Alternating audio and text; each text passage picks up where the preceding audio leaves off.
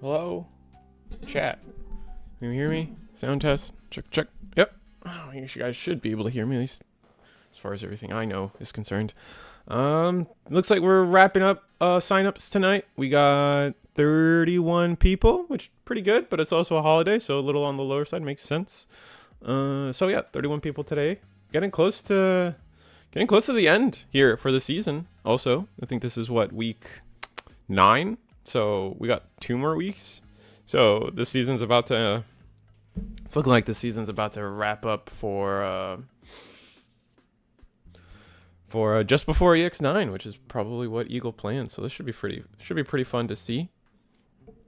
What else I gotta say? EX9's looking fun. I'm a little disappointed that we only are getting Adventure is supposed to get all this support, or at least they announced that Adventure was supposed to get like support, and we're getting 2 cards, and I'm like, ugh, that's kind of dumb. We'll see. Maybe the Omnimon is Adventure.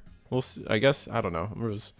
I was pretty sad that like I bought into these starter decks thinking Adventure would actually get a couple waves of support, and not this time. It's really unfortunate. But that being said, I gotta get Eagle his links so he can talk to us. But energy wise, I don't know, man. I like in my head I was almost like, man, I need a break. But maybe we'll take that break eventually, but not today. I think Digimon's still too fun. Let's see about getting everybody there. Getting Eagle their link. That's probably most important. Here we go. Eagle. Bam. Bam, bam. Nope, bam. And then, alright. So Eagle will have his link. But, yeah, did you guys see Digipanda's new merch? Let me put that on the screen.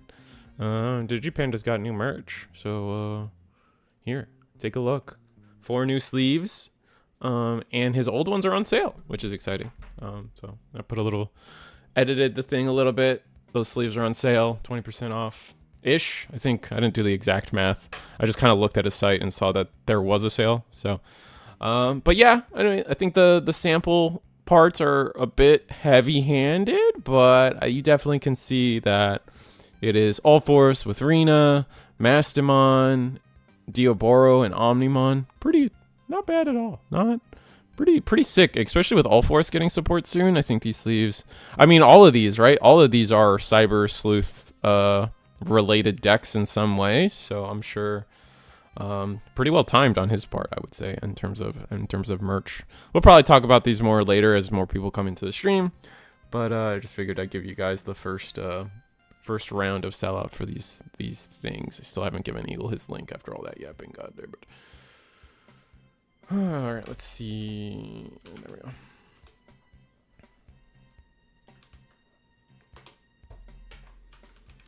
Oh wait, I gave him. I always do the wrong one. It's not freaking fair.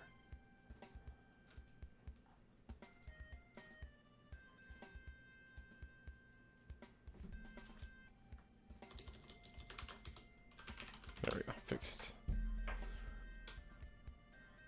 Anyway, how's everybody's holiday weekend? My birthday was Thursday, which was fun. It still says, I'm gonna take that down. I told myself I'd take it down before stream. I didn't.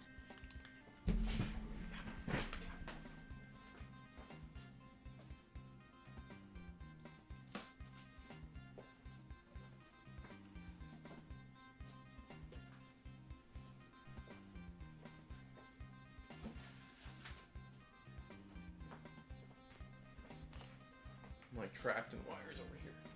Stupid control.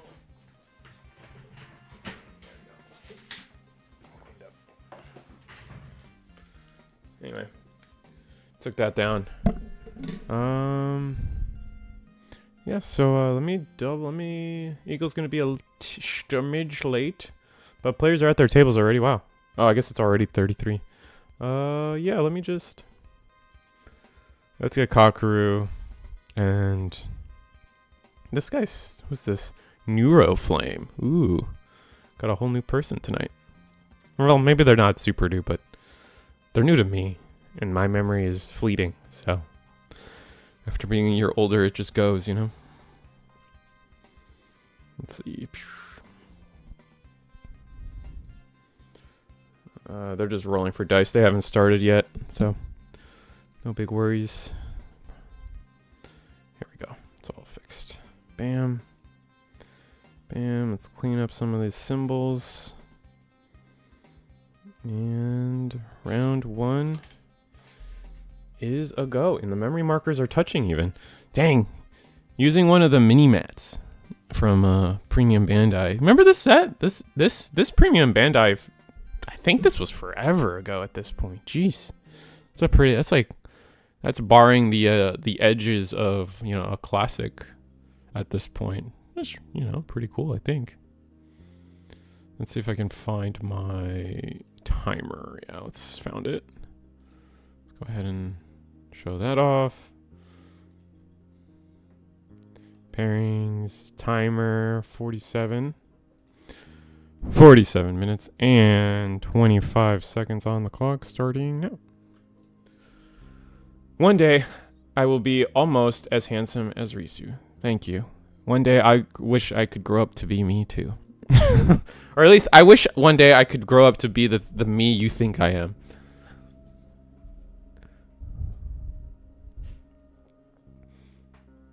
Man, homie's got... You guys know I like to talk about things on the desk, right? So, Mr. It's like Red Purple Imperial player versus we don't actually know what's on the other side. Oh, is it? It's like an Imperial? It's an Imperial. Oh, so we got a battle of Imperials. Anyway, so on the Red Purple Imperial side, he's got a wad of cash connected to his credit card. I'll probably ask Ludion for him to move it because I don't want like some accidental credit card shenanigan happening. But homie, like, so how do I explain this? Clearly doesn't have a wallet, but I'm gonna give you like a great example. Thank you, Ludion. How do I word this? I also hate the idea of buying my own wallets, and I think it's because it's kind of like when you think about it, it's like you're spending money to like hold your money, and something about that just like doesn't strike right with me. So I'm telling you right now, like a great like gift for people, like if you're like struggling, oh, what do I get XYZ person? Wallet. A wallet is probably one of like the best things you could usually get somebody, because like I feel like most people are on that binge of why would I spend money to buy something to hold my money? This is ridiculous. I don't want to do it. And like they struggle to buy themselves new wallets. And then if you just do it for them, especially if it's like a simple one, like nothing too crazy, I think most people would be stoked. Unless you're one of those people that's just like still living as if it's like 2009 and you're going to Hot Topic buying your Bleach wallet. Then like those are a different breed of people in my opinion. Anyway. Red Purple Imperial, both Imperials looking like they're struggling getting off the ground here. We swing Flame Dramon just to fill in our trash, I assume a little bit. We got the Dino Bee already, and now we're gonna search.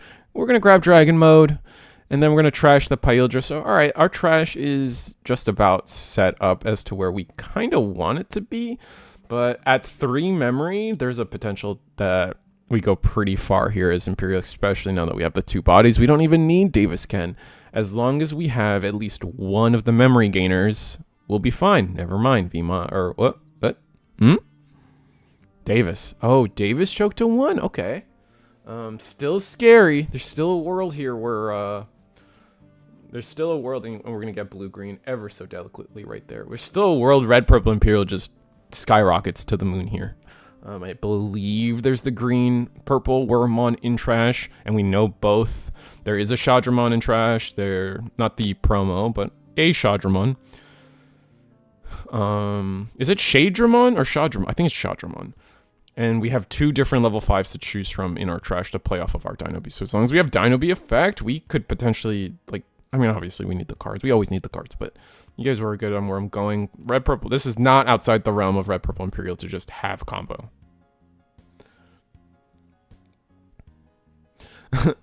Homie has the cash stack on the side to remind you how much he paid for those chandras. The SpongeBob episode of buying the bags to hold their chocolate rings true for you, huh? Yeah, that one, chocolate. Yeah, that episode definitely lives rent free in my head. A lot, more than it should. All right, so we do go into the promo Chandra. Like I said, we have the green purple Wormmon ready. We do have the level 4 in there as well. Digivolve. Now we're gonna, I believe we can DNA. As long as we have the Dino Bee, we should be straight. Yeah, here we go. Dino Bee, grab Pyildra. Like I said, full combo. I think we needed to try to be a little more aggressive on the blue green side of things, but it's also possible that blue green just didn't have it, right? So it's just a little unfortunate this is how it's playing out. I mean, this is still gonna, blue green is gonna end up with a lot of memory, so nothing too unachievable yet, right? We're probably gonna do 3-ish checks if we have the full combo into fighter. All right, we are swinging, we are raiding, we're gonna suspend, so goodbye Wormmon. 1 check. Now, do we have end of turn DNA? I think we do. Yeah. Right, purple Imperial. Draw. I think we get to blitz attack now. I hate how I hate how I have to refresh the stream to get here before you actually go live. Oh yeah, that's weird. Yeah, that's really annoying. That's really kind of stupid. I don't know why I don't know why it's like that. It should just refresh, but I guess I'm crazy. Guess I'm gonna be lurking for about an hour. Ended up with the buy. Okay, Kyle. Well, I'm glad you're here on the stream. This is, you know, part of the fun of Eagle's Nest is being able to, you know, be part of the stream and be here. So I'm glad you're here. Or you could just kind of dip into other tables, watch them as long as you're muted and non-interruptive. Remember, you're not a judge, but the players are welcome to watch whatever match they want. Just again, you're not a judge and keep yourself muted. Hey, free win isn't bad. Oh, for red purple Imperial? Yeah, it looks like they're just, yeah, I think this is just gonna be a game 2. We're gonna have to hard play the Wormmon. We could, oh, we got hidden potential. Is there a world? Okay, yeah, hidden potential. Digivolve into Sting. Oh. And then just hard drop the level 4, gain 2 memory off of it. His Digimon can't unsuspend. That's not too awful. Yeah, this is not like insanely bad. If only, funny enough, no matter what, at 1 there was no combo there that keeps us turn with the board state. I mean, I guess maybe Hammer Spark would have gone nuts, but here we are. We're also threatening ace, which is nice, so we'll see. The Wormmon can just promote an attack though, so let's see. I mean, we obviously we're threatening ace, so maybe we do have to play it correct. We'll see if we just full combo again. But our trash isn't actually, our trash has nothing in it now. Like just the Dino Bee and the Minimon, so we can't really do much like off of our trash. Yeah, we're just gonna swing and hope they have it, and we're gonna scoop it with no ace. That's, you know, that's how it be sometimes. You had to at least try, and I respect that.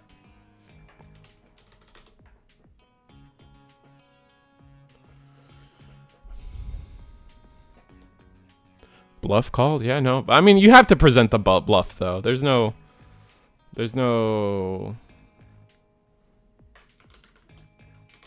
Sorry, 1 second.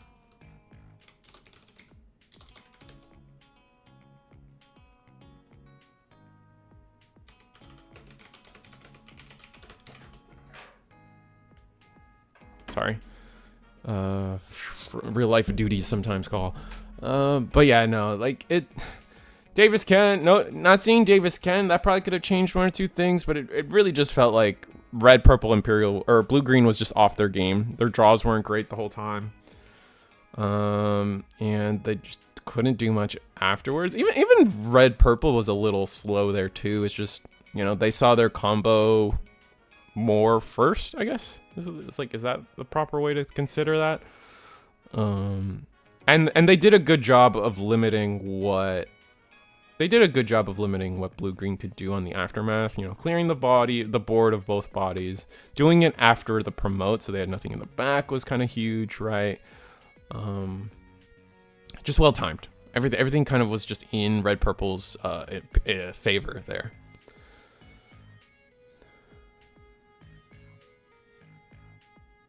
Definitely. I'm keeping up on a couple of the guys from locals who are playing as well. Oh, that's so cool. I'm glad more people are finding out about Eagle's Nest and the things we do here. Because, like, I mean, the dream world is definitely, like, we cap out every night.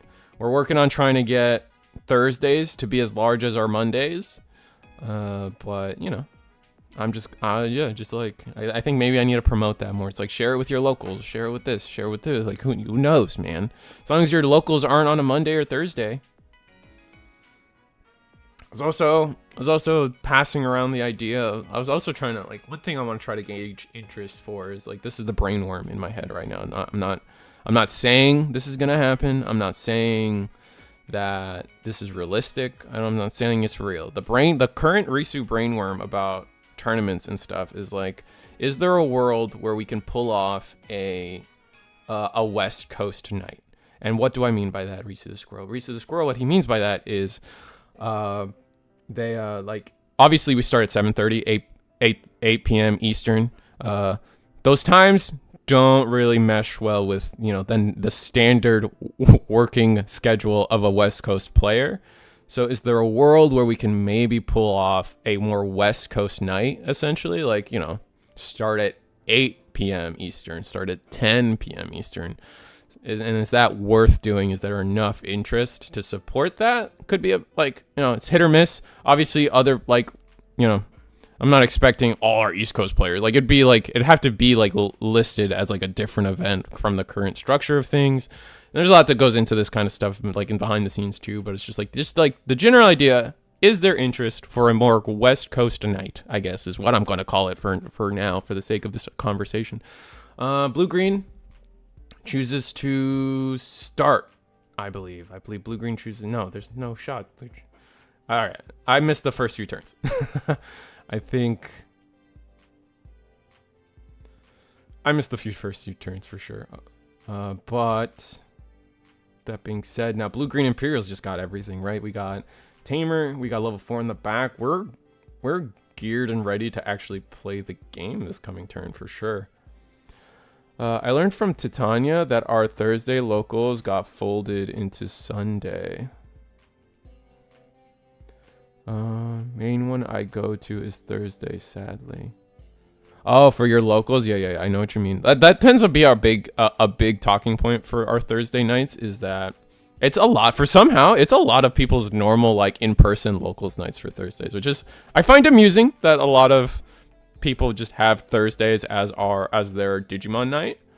To be fair, I know Magic, like, most card shops are probably some kind of Magic involved, and, you know, Friday Night Magic has been a staple for decades now. So there's that for sure. There's that in there. So, like, Friday usually gets scooted out. I learned, so yeah, Thursday opened up from, oh, cool.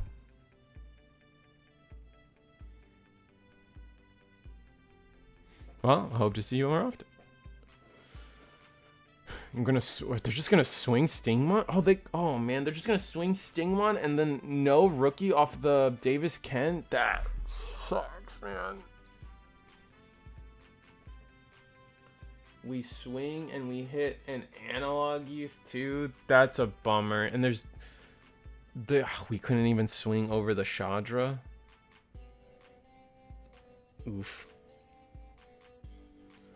gonna play a second Davis Ken. My God. That sucks. I'm gonna go to 3. Yeah. Hopefully the attack here drew us into the extra piece, I guess. I don't know. Would it be better to, I guess it always depends on what your hand is, but if you're blue-green Imperial, would it be better to just raw Digivolve into your 5 in that situation, potentially? Tap your Davis Ken, trash the sources on the Shadra, then maybe swing over it? No, maybe swinging Shadra probably isn't a great idea.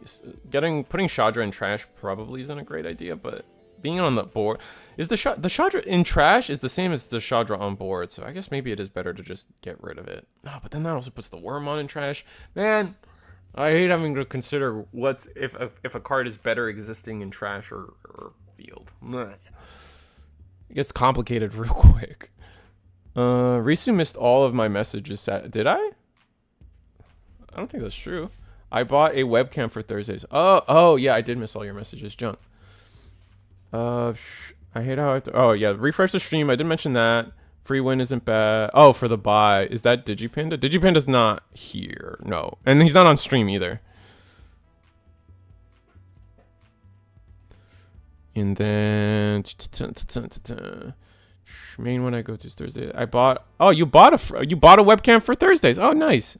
Oh, that's so hype. I'm glad Thursdays will be more active now, thanks to you guys. I mean, at least I assume. I guess I'm predisposed to assuming that you guys are coming on Thursday, which is exciting. Like, no, that there actually is an internal effort to try to figure out what best we can do to get Thursdays off on the ground more.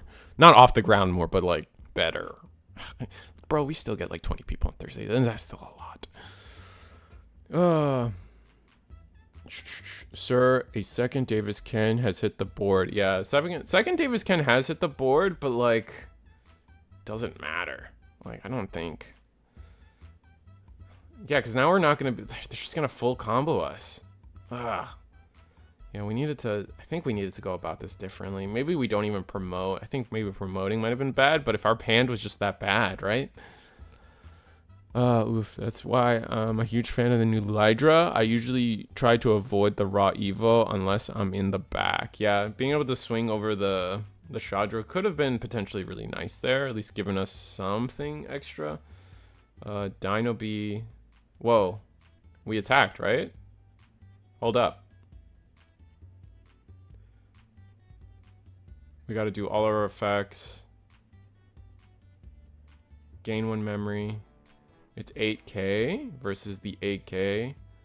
Do we die or do we just pale? No, this is not the Pale Dramon that protects us. So we're just dead. Dang, we took the risky swing. Oh, we don't. Are we playing? Gonna tap. Oh, we get to keep turn. What's exactly happening here? What are all the effects?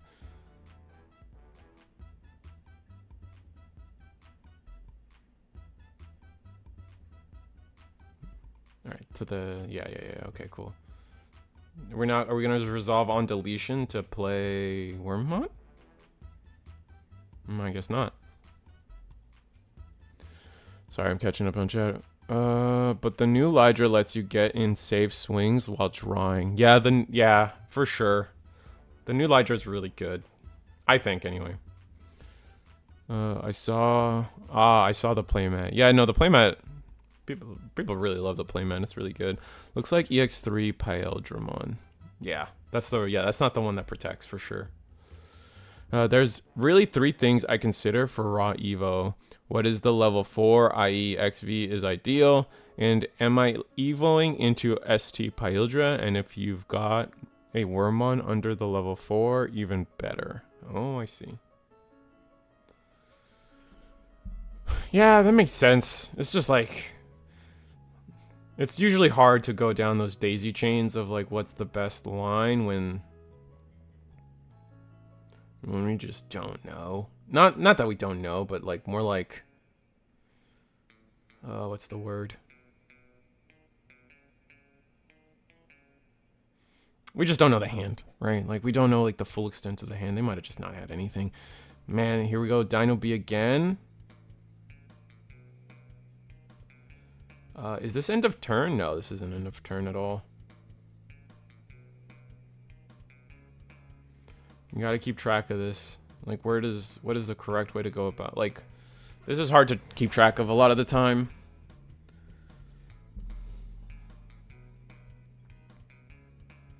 But we're gonna make the Dino Bee attack? Okay. It's just a rookie. That's the rookie we needed, unfortunately.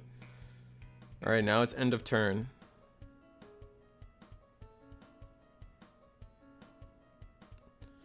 Alright, we do... Davis can't... Alright, Blue-Green Imperial gets to start their turn... Or, yeah, Blue-Green Imperial gets to start their turn here. Double Davis can. We're gonna play... Oh, we're gonna play the promo for free. No. This is... Alright, it's okay. It's okay because we DNA here. We don't need the draws. We just need Digimon on the board. On delay. No.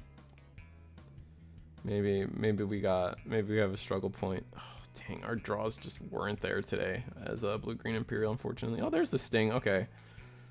We can just raw DNA if we have it. Oh, we have the bad one. Oh, we need the other one. But at least we'll get to trash a bunch of sources, gain 2 more memory. Could go Dragon Mode. Starter deck. Any of the Dragon Modes happen now, which is good. We can swing, get a draw maybe. Swing, unsuspend, draw. We have jamming, so like a lot of this kind of goes fine. Yep. Swing one more time, draw. Wow. Okay, going for the double draw. Yeah, the hand is definitely subpar from Red Purple Imperial. Or Blue Green Imperial, sorry.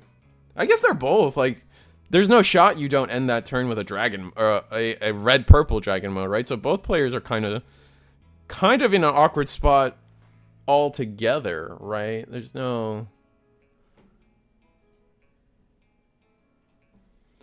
But here's the... Oh my god. This is when I start hating. This is when I start hating Blue-Green Imperial. This stuff. This.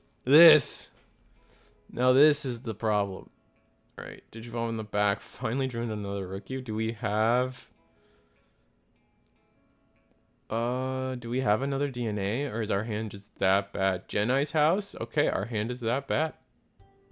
You take the bottom with Jeni's house? I guess you do.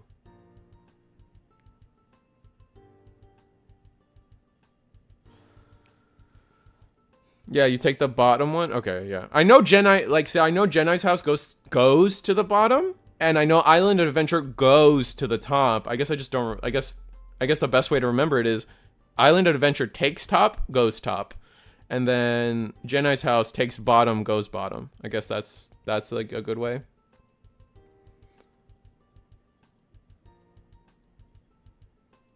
Yeah. I knew how it resolved in terms of where they go in security. It's just like I didn't know they also took respectively from those spots. Or maybe I'm dumb. Maybe they're both from the bottom. No, it's a mix. It's a mix. Depends okay. On which one? Yeah. Hello everyone. Just finally made it. How to get my coffee warmed up? Man? Yeah. You know, it's Memorial Day. Took the day, chill, took it easy, and worked a little bit this morning, and now I'm just kind of catching up with y'all. Yeah, we got Eagle here in the house, and we're just gonna swing. Yeah, Imperial just didn't see anything good. I think they had double Pildramon in security here, and they weren't even gonna draw into another one. No rookies to play off of Davis Ken. The 2 we had, we were kind of gifted a decent amount of memory that turn too, and still couldn't pull it through with our draws, which is unfortunate. What game number was that? That was game 2. So Red Purple Imperial took both. We got to find a new game. Okay, gotcha. And we will take it to... Why not? Table 3. Alan versus Mochi Eats. Mochi Eats? Mochi. I say Mochi like the ice cream. Ah. Yeah, Alan is a Mastimon stan if I'd known one. Ooh. Yeah, we're actually seeing him pop off right now doing some Masti combos. Have you seen the Dominimon Mastimon loop deck? I saw the one that did well in Canada. And then that was about it. I think Canada got a top with Mastimon, and then that's as far as my knowledge goes. So go ahead and enlighten us. In short, it comes down to the use of Promo Mastimon, Dominimon kind of bouncing back and forth with each other. Because you use the Dominimon to play out the Magna Angemon that came from the respective set, right? Right. Play Digivolve into a guy in security. Mm-hmm. And you can choose to do Domini loops if it's available. If you don't have the Domini, you go into the Promo Maste, which I'll know. Let me pull it up here so I can get the correct wording. Yeah, I think it plays a 6K or less. Something like that. It's a really good card. Promo Maste is good.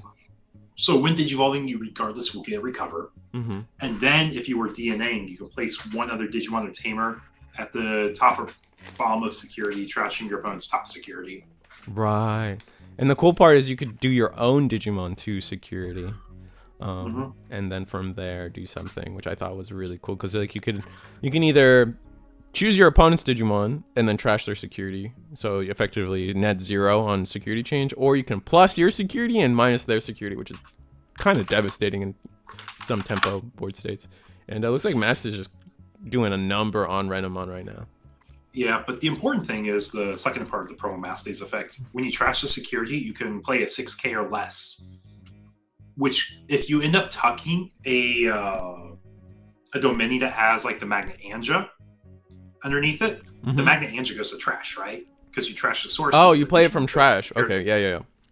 Now, Promo Master can play out that Magna Anja, and then you're doing the same thing again.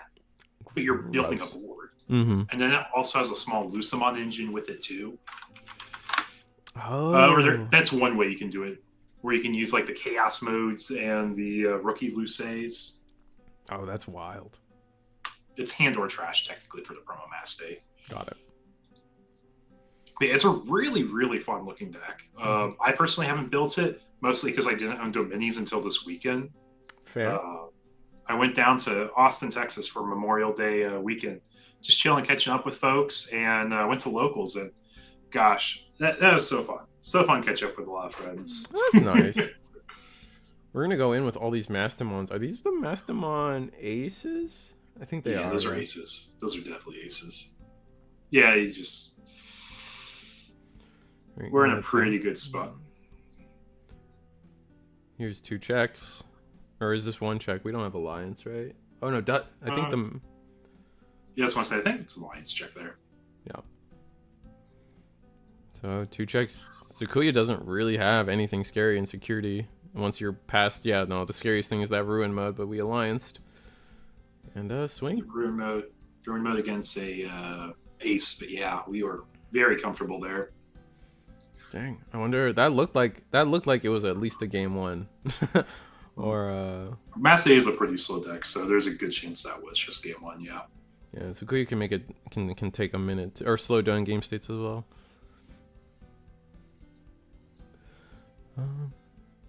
But if you want, all right, that's why it's a consideration between that and Island of Adventure. Genai is a bigger boost, but only your turn and goes to the bottom.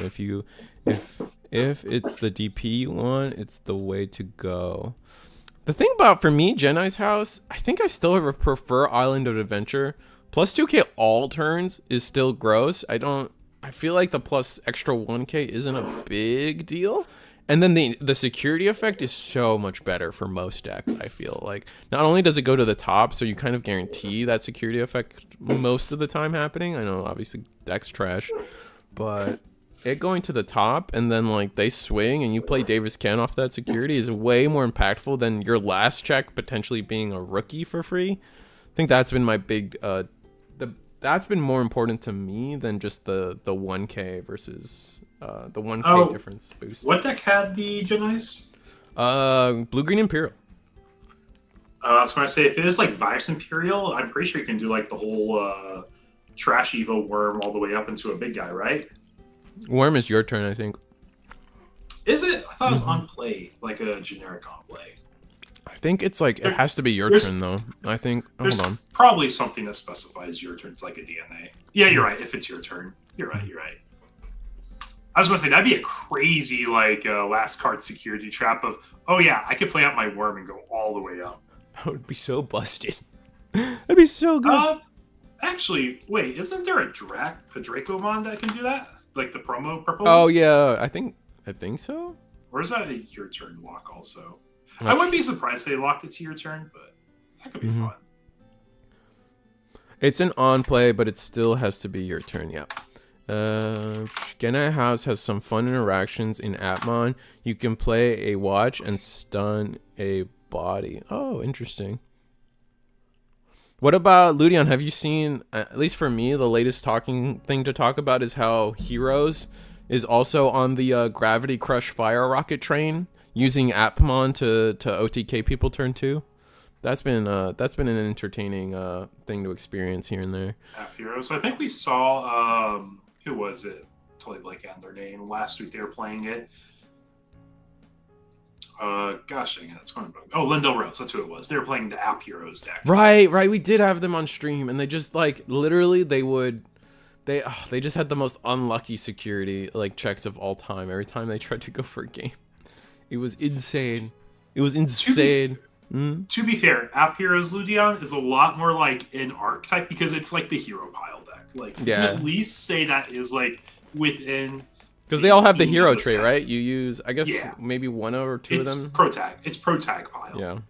So like, it's not as bad as like throwing in random like out of archetype or random Digimon cards into the same deck. Mm-hmm. I agree with that. Let's see if I can get.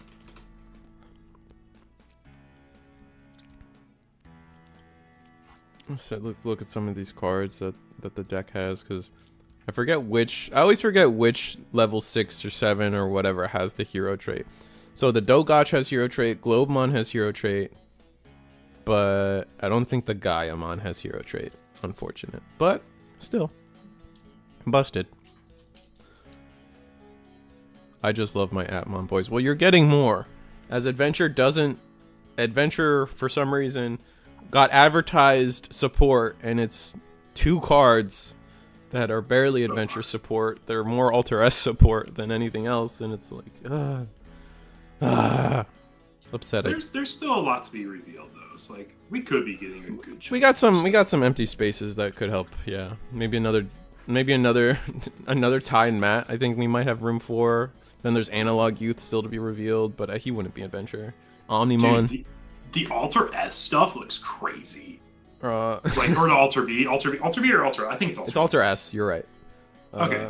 Yeah, the Alter S stuff does look kind of crazy. I'm still curious what the I'm still so curious as to what the Alter S is gonna do. I think in my Discord earlier we were joking about how like with that Kresgarumon inheritable, like you could give your Alter S raid and not be allowed to proc it.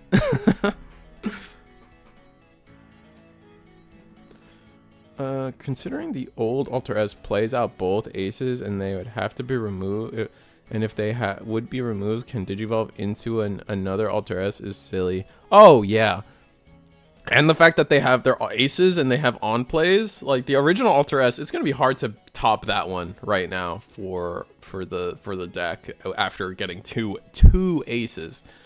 But I will say that the Alter S protection effect, at the very least, it sends the Alter S to security, so it's not going to be that easy to like just completely recycle it. So we'll have to see.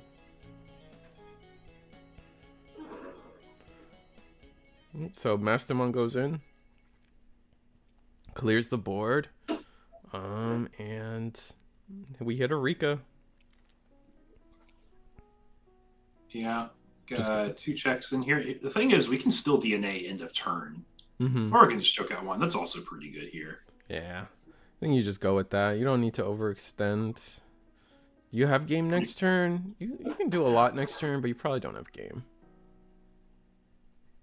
You have all the things in this set I don't have. It's just from the EX set is I don't have EX6 Mires. Oh yeah, they're super rare, right? So they're still hard to get. They're secrets. Oh wow. Yep. You realize why I don't have them. Yeah. Same with the old secret arenas. Yeah.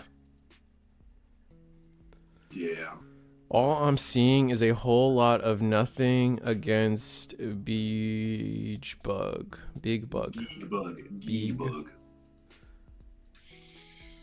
Alright, we're gonna trash the security. We're gonna play the Lady Devi, get 2 checks. I guess we do have game. I was wrong. Oh, we're gonna DNA instead. Oh, I mean, it's the safest thing because you can just trash the security. That's true. Recover 1. Put a Digimon. Wait, where did that second heal come from? Doesn't matter. DNA. DNA in the promo master. But is it? I thought it was like a Digimon on your board goes to the top.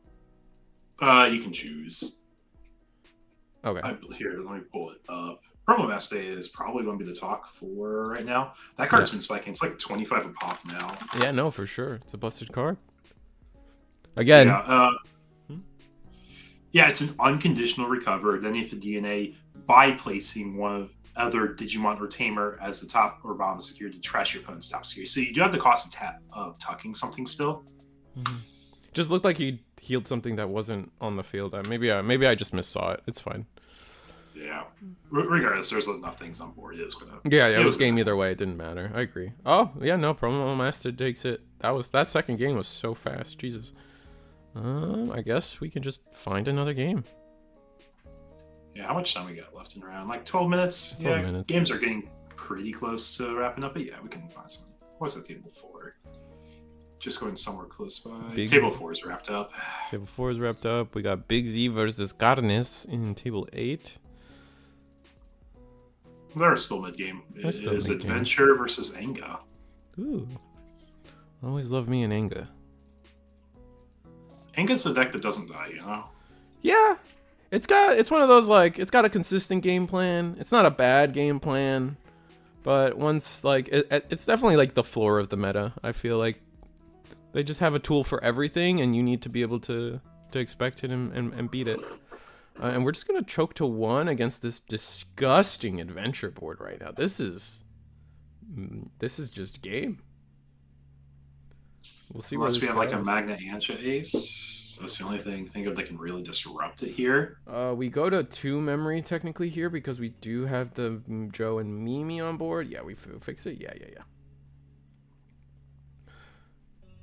1 Wargrave will attack. I wouldn't be worried about security. Yeah, we'll delete the Uko and swing. Oh, we're gonna Alliance. Okay, that makes sense. Just get all the safe checks as possible.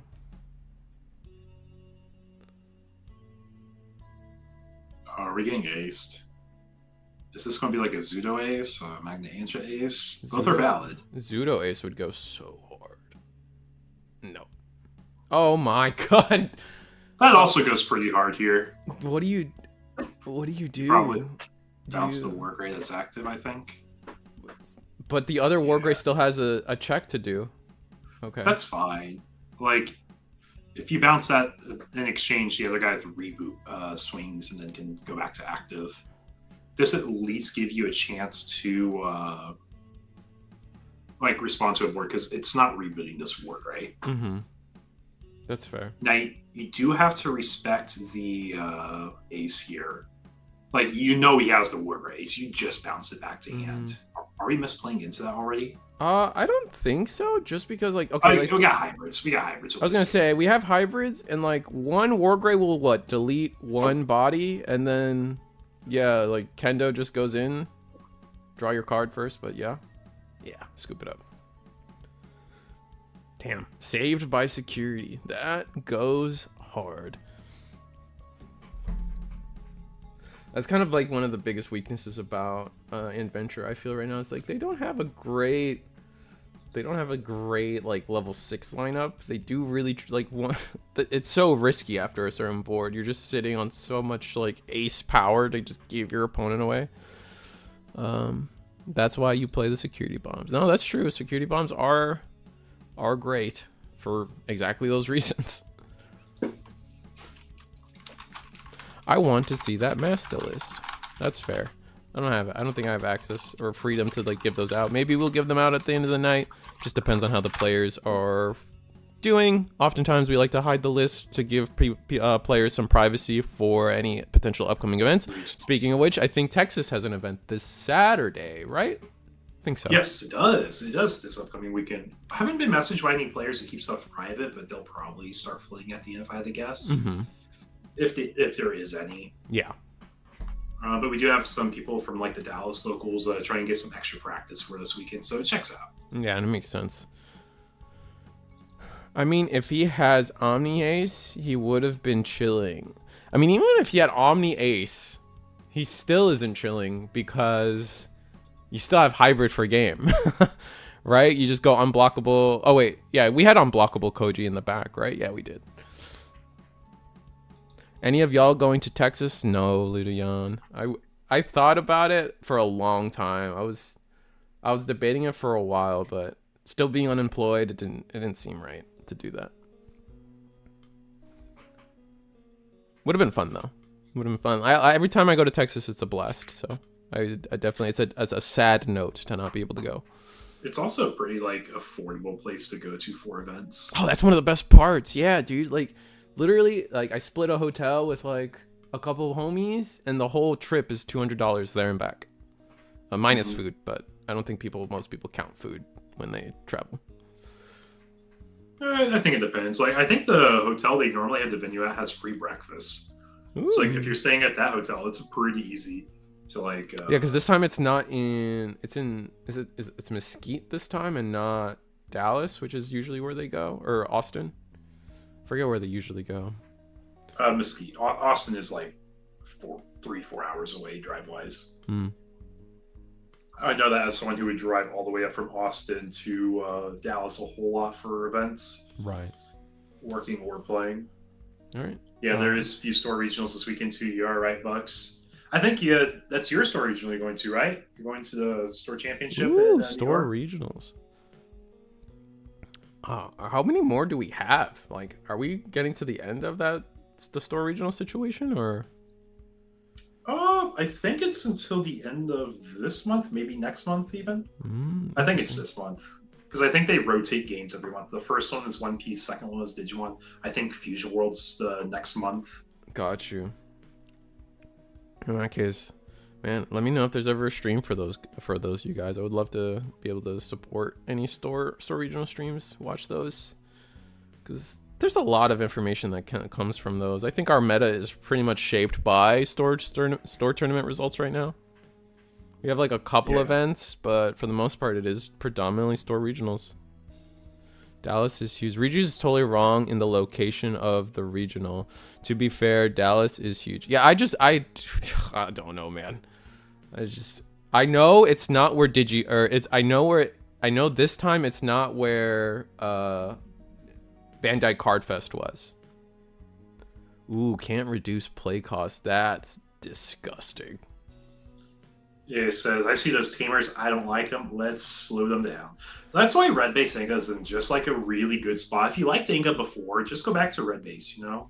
You're chilling, you're vibing, you're not sweating too much. Yeah, we might just, like, we might just win off of just simple attacks here. There's no reason why this Kendo Guru or this Beowulf can't just attack, draw another card, not draw another card, but send the source to hand, gain a memory.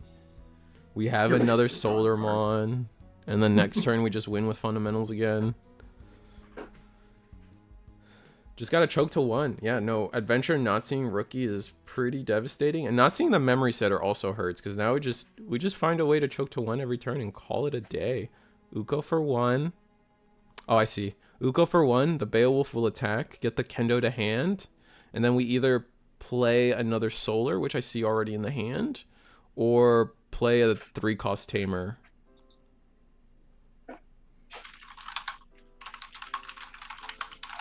Oh, we're gonna play Deity? Interesting.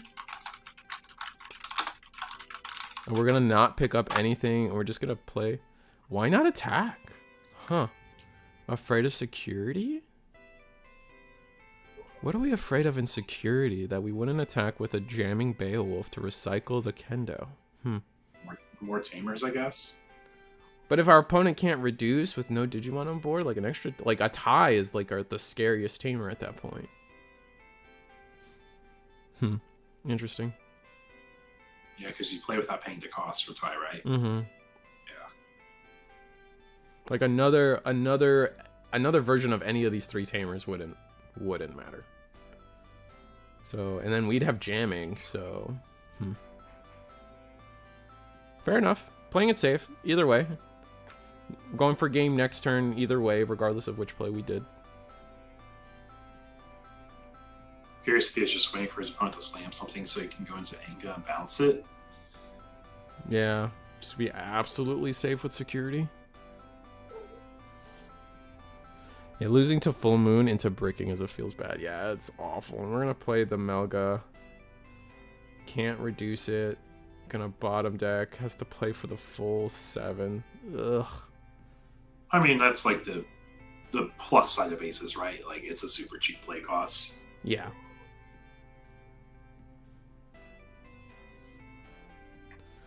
Alright, so if we have full Ancient combo... Oh, there's an Ancient. Ancient's the only thing we can grab too. But we could just play Gatsu? Oh, okay. Sure. Ancient's fine too. Oh yeah, because we can just... Digivolve Solar. Yeah. Anga combo is super free here. Yeah. Even like a hard play goes pretty far. All right, swing, Kendo. Kyle, I think that is the more standard one. You'll see the new one. Like, I don't think you see a whole lot of people on the old Bayo, but they're sometimes slid in there just because they're super Evo into. It is weird. I really prefer the new Bayo over old. The Stun War is why I prefer it. It's just, for me, in that Bayo, the difficulty always becomes the fact that we don't have Lilymon. That's so sad. Lilymon would have been disgusting here. And we can ace. We can ace. Yeah. Bottom deck the Ancient Garu. That's so funny.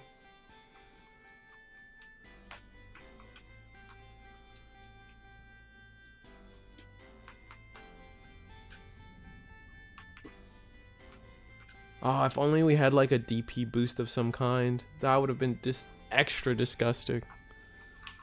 If you play the 2-cost... Oh, you can't even play the 2-cost hybrid option. You don't have a blue source or a trait. Yeah, you don't. I mean, we have a lot of memory, so we could play like a cheap tamer. You can Gravity Crush and then cross into Anga. True. Actually, I think you just cross into Anga. Keep turn anyways because it's a Melga on the other side ace. If we had Gatsu, we could have stomped it. Yeah, Ludion. That's what I was thinking too. I was like, Gatsu's pretty nice. I don't know. He says in a Mickey Mouse voice. Anyway, the Beowulf, like, I don't know. I struggle with the Beowulf because, like, setting up your trash is not that easy. And sometimes just being able to bounce any level 4 or lower cheaply kind of works. Both have their place. I even sometimes still think about the BT4 Beowulf in my brain, and I'm just like, man, not getting attacked is kind of cool. We're gonna Full Moon Meteor Impact. Gonna bounce the Ancient, Overflow 4, then gain a lot. And then for every 4 cards in the adventure hand, but I don't think we have that many cards. BTA Kuwaga helps against Ancient Garu. They can't ignore Digivolution requirements, so they can't do the combo. That's true. Ukomon attacks, does die. Technically, that Koromon should have already triggered, but oh well.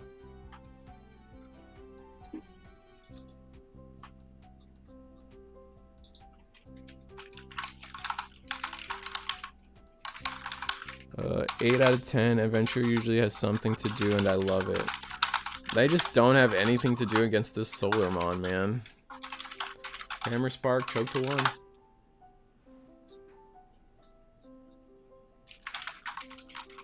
Oh, classic. Oh, that keyboard is pretty loud, yeah. It's okay. Let's see if I can. Oh, I'm mad typing away. Yeah. Okay, so I don't know if you're aware. You know that Liberator D scanner box that we never got here in the NA region? Yeah. The States that like those promo vaults? Mm-hmm. They came out in Europe. Oh, weird. This conversation was coming up today from the market discussion. They're like, yeah, you can just get them from Card Market. And I'm like, can you now? So I'm looking at ordering a few for my friends and I, since I have a few PROXYS in Europe.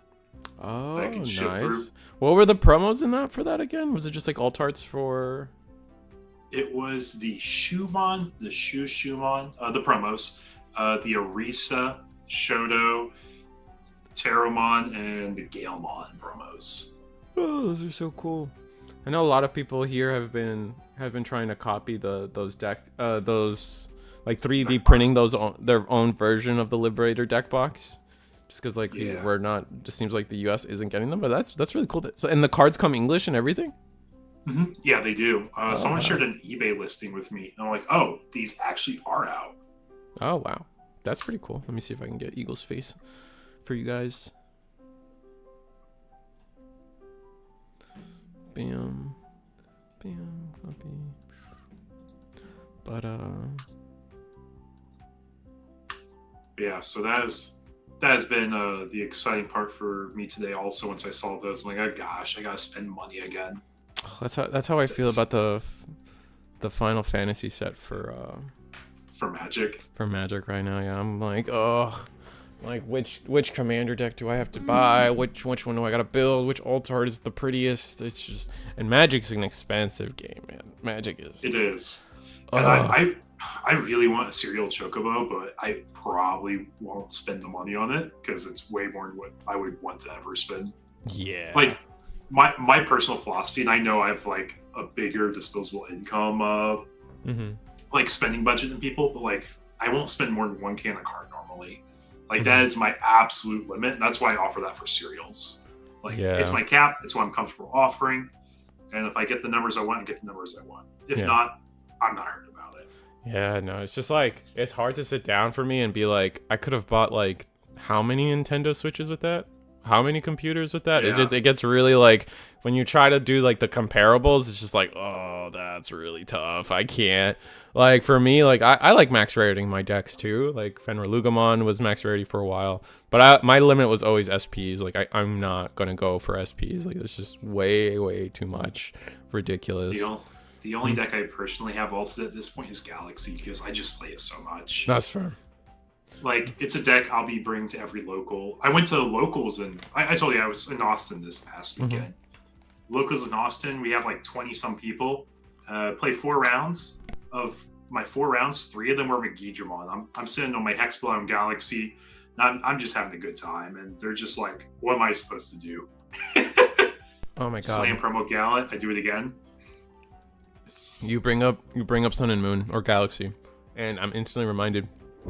Chap, there are 2 tamers in this world that I've told you guys that I'm like, I want, like, if the best thing to do to them is errata them, and it would make the card infinitely more fair. And it was Davis Ken and Ko and Sao. And what did Bandai reveal for recently? 2 tamers, literally a carbon copy of Ko and Sao, but what does it do? It only lets you digivolve into CS trait Digimon. And I'm like, ha, I'm right. So that's 1 for Risu. Second, the Nokia. What did I say about Davis Ken? You know, Davis Ken's fine, just in multiples, shouldn't really let you play more than 1 Digimon. What did they do with the Nokia? If you have 1 or less Digimon, you get to play a Gabumon or Agumon, and I was like, I got him. Two for 2 on tamer balance, Risu. It's also a fixer, to be fair. It's slightly different because it's a little different, but like I still think like, whole, you're on path. You're on path though. AX Mirror is a horrific price on TCG player. Yeah, because there's like anytime there's an inkling of Mastimon doing well, all all the Mastimon stuff goes back up. It's such a painful struggle for Mastimon enjoyers. That's why you just like, again, I'm not gonna feel bad for anybody that wants the promo, because you guys should have just picked them up when they were cheap, because they were cheap, right? Those promos were like at least $10 like 2 weeks ago or something. Like those are very cheap Mastimon promo, as of pretty recent. Nokia is just reasonable in Europe too. Nokia is just another form of BT11 Miri, but that's all they needed, right? Like that's all like the all the DNA decks just need is just a second body on board. That's all they need. They don't need a third or a fourth. They just need a second. Yeah, the Mastimon's like $20 now. People should have picked those up early. How would you have known that Mastimon would have gotten good again? That's not the point. Usually, for me, it's like if you like the deck and it's a promo, you already know how promos get in this game. Just get them early. That's it. That's probably like. Go ahead.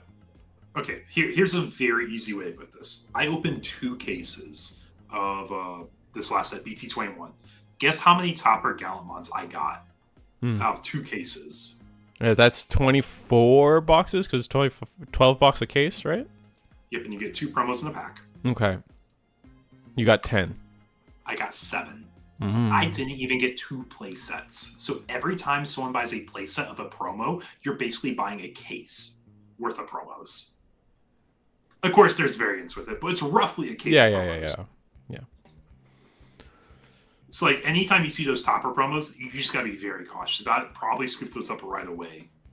Yeah, exactly, Merker. Like, and I think the one I got the most of was the Doragora promo, which is, like, the worst one, and then Burgrave. I think they came together. They were seated together. They were seated? Oh, they were. So they are seated. I didn't know. I didn't realize that. Well, not the locations, but, like, if you see one promo, you will. Yeah. Kind of like how the last time I remember this was, like, BT7, where if you got the yellow memory boost, you were guaranteed to have like the Zoe Tamer box topper. It was something like that, because like that's where the in BT7 they had the Tamer toppers with the memory boost where they're all eating, and they were all paired. Like, so the yellow memory boost always came with like Zoe or something. I'm making it up now, but back then that's how it was. I didn't know that. If you want to hop to table 2, we got something a little bit different. I think would be fun. Yeah, let's go to table 2. Got the gameplay screen for you guys. Yeah, but yeah, promo toppers are just like horrendous. At least they're giving us 2 now, so it's not like twice. Like if they didn't give us 2, it would be like a $40, $50 promo easily. Let's see, what's the timer at? Yeah, so like you might see this opener and be like, "Oh my gosh, this is so boring. Why are we watching this Eagle?" And I want to say, just chill, give it a moment. We'll see in a moment. This red side. It looks like Gigi. It could be Heroes. It could be Megidramon. And it's looking very much like a Megidramon. Oh, it's the Phoenix X. Yeah, it's the Phoenix. Oh, I've been seeing this around. A couple people have been telling me about it and talking to me about it. The basically using the Megidra on deletion bottom end to fuel a crazy Phoenix X turn, because Phoenix X at the end of attack triggers all of your on deletions. And oh boy, does Megidra have a lot of inheritable on deletions. Yeah. Go and play a Gilmon. Oh, we didn't die. We still play it. Cool. Oh, we can kill it and play one. Cool. All right, let's kill it myself next. Yeah, great. Vidramon was $15. Yeah. Wait, the old one, the promo one? Yeah, at one point it was $15. So it's like, if you're an All Force player, you see that card, you should have just picked them up, right? Because it's your favorite. If your favorite Digimon is Mastimon, you should have saw it. I don't know how cheap Mastimon got, because I don't track prices. But if I was a Mastimon fan, I would have picked those up like within the first 2 weeks of set release, just to have them. And if they go up, great. If they go down, well, it's my favorite deck, so whatever. We pay the premium. Yeah, I agree 100%. Like, I don't like getting people to FOMO buy stuff. Like, that's what market watchers kind of do real bad. No, for sure. I'm like, I just don't like the idea of like getting people to FOMO into doing something. I want them to buy a card because it's like what they genuinely want. It's like you can ask my opinion if I think it's a good card to scoop now, or if I think it's overpriced. I'll gladly tell you that. It's why I stopped making that content. Yeah, crossing the line and then telling people how to spend the money, it's tough. But for me, this is a specific opinion about if it's like Mastimon, it's like genuinely if any X deck is genuinely like your favorite deck of all time.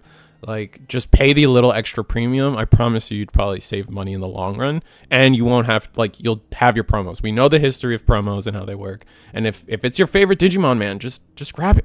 That's it. Like, just keep it simple. They were pretty cards. They were textured, foiled.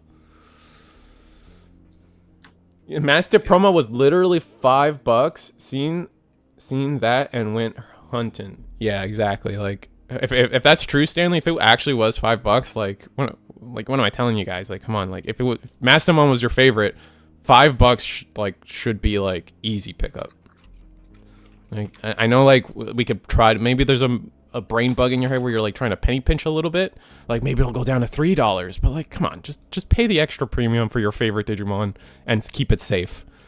So kind of a similar track, like in my mind, like.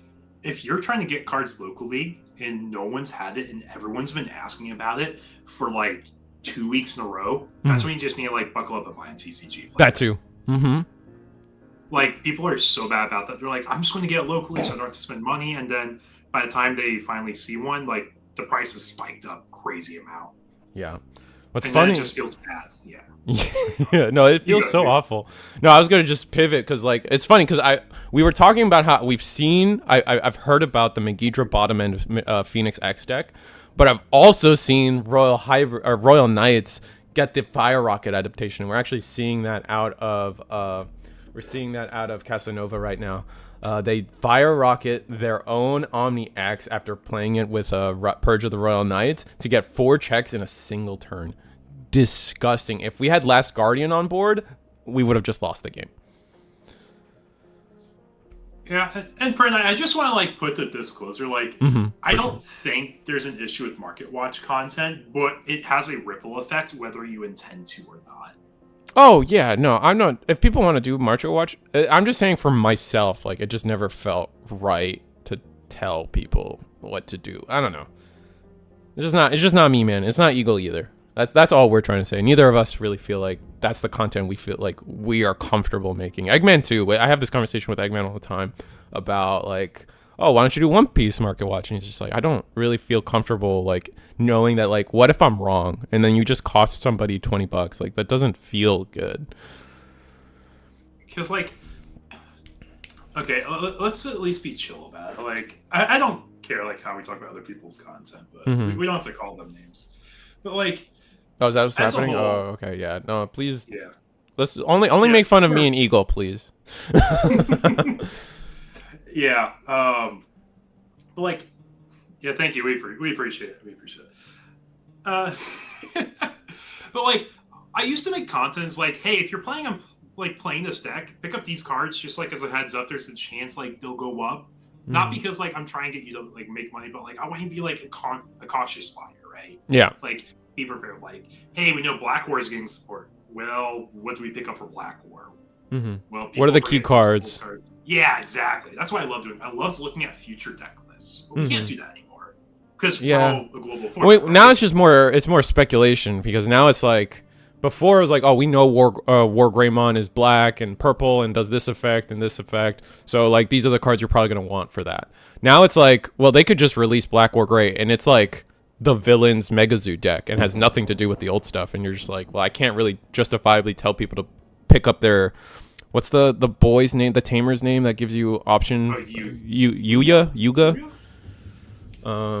Yeah, like I can't tell people to buy that card right now because like I don't know if the Black War Grey actually is going to support Black War Grey in that way. Yeah, but there's like some cards like you can understand like fundamental to the deck existing. Like, has there ever been a build of Diaboromon that doesn't use the Errata Tamer? Right. Like, but at any point they could do, right? They could make a new Arada tamer, but like even so, like that's going to be at least a 2 of, even if you have a new cracked Arada tamer, just because you want the names to play a free Arada. Yeah. Because you have so much legacy support for that already. But they could always like flip the script on you and make the deck different, like all about on plays, and you never actually did evolve into Dioboro itself, and then the old Arada's just out the window, right? Oh gosh, what was a good example of that? There's a deck where people are like stonking up really hard on some cards, and then like the deck didn't play like that at all. Three Muskets. Yeah, Three Muskets. That's a great one. Like you're looking for 7-cost options. Let's buy all these alternate 7-cost options, and that's like, oh, by the way, you play these Three Musketeer in Trey. Yeah. Oh man. Oh, and we're going to the promo Gallon here. Delete. Oh, with Purge of the Royal Knights on board though, we're kind of cooked either way. Yeah, we're just gonna scoop it up. Oh. I don't think Birds really got their game plan off this game. It was just too much aggression from 4 checks Omnimon X. Yeah, that is quite a bit for any deck. You hear that? The thunderstorm. I got a thunderstorm outside. Yeah. I was gonna say, I just barely caught that. Just barely caught it. That's funny. I know that the Andrew Woolman wasn't played in the deck in a while, but those Ace promos also went for the same price, so I got a couple of those too. Yeah, no, see Stanley. Stanley is a Mastimon gamer. I knew him from, like, I know him as a Mastimon player, and I was like, bro, pick these up now. Like, I don't know what else to tell you. Like, you do not want to be sitting in a position where these things go up to $40, and then you can't afford it and play your favorite deck. Virus Imperial lucked out that they didn't try. Yes, I agree, Geo. Or maybe we already talked about that, but I agree, Geo, Vex. Virus Imperial did really luck out that they didn't flip the script on how that deck plays. Dragon Links, was Dragon Links completely different with the new stuff? I still think I think the Hina technically worked with it, but it's just like the deck's still not good. Yeah, that's fair. Thank goodness the judge spoiler for BT22 Kursari confirms it's not going to be a CS trait focus line. That's true, Uncanny Girl. Forgot about that. I forgot we got some of the judge pack spoilers. People hyped up Dragon Links with the new tamer, and it turned out that the new tamer didn't really help much with Dragon Links as well. Yeah, no, I kind of felt that with the new Hina. I was like, the new Hina was more about having another tamer with Hina in name, so you could run like 4, 5, and 6 copies instead of just 4. Ragnar Lordmon and Tyrannomon Enjoyer here, wishing they would stick to a playstyle. That's fair, see Cody, you get it exactly. Ragnar Lord is pretty criminal when it comes to that. Like, their support just doesn't mesh most of the time. It's annoying. Tyranno, I feel like Tyranno's just never gotten anything good enough, and they keep bouncing between different tamers, between what's his name? Oh, God, I can't remember his name right now. He's got the turtleneck sweater on. Oh, what's his name? Taiga. Thank you. Chat guy, yeah. Yeah. Remember when War Greymon and Metal Garurumon were standalone decks? I do remember that. Rest in peace.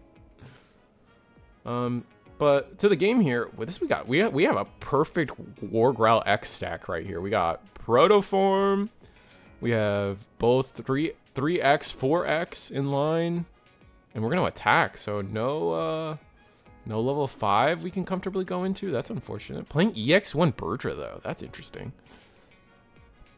Gosh, I have to look up what the Garuda does. I kind of know the bird cards, but I also kind of don't at the same time. I don't remember what the EX1 Birdra does. I think it's like when attacking, delete a 3k or something only in the inheritable, or is it? It's something like that. I can't. I think it gains a memory when you attack a player. Oh, maybe that's what it. I know it was like the EX1 bird stuff was all like when you attack or attack a player, do thing.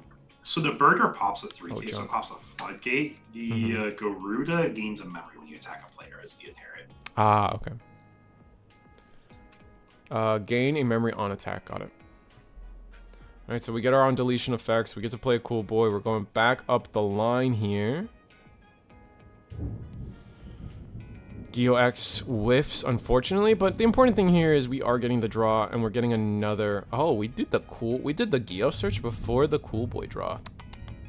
Yeah, you typically always Cool Boy first, just because you want to get the draw, like, and then you want the knowledge of like what's the best thing to search normally. But it's kind of indifferent. 90%. It's like, yeah, it is very minimal. But chat, educational lesson here. Yeah, if you're digivolving a searcher like their GeoX and you have Cool Boy on board, generally resolve the Cool Boy first, unless you know exactly for some reason what your top 3 are.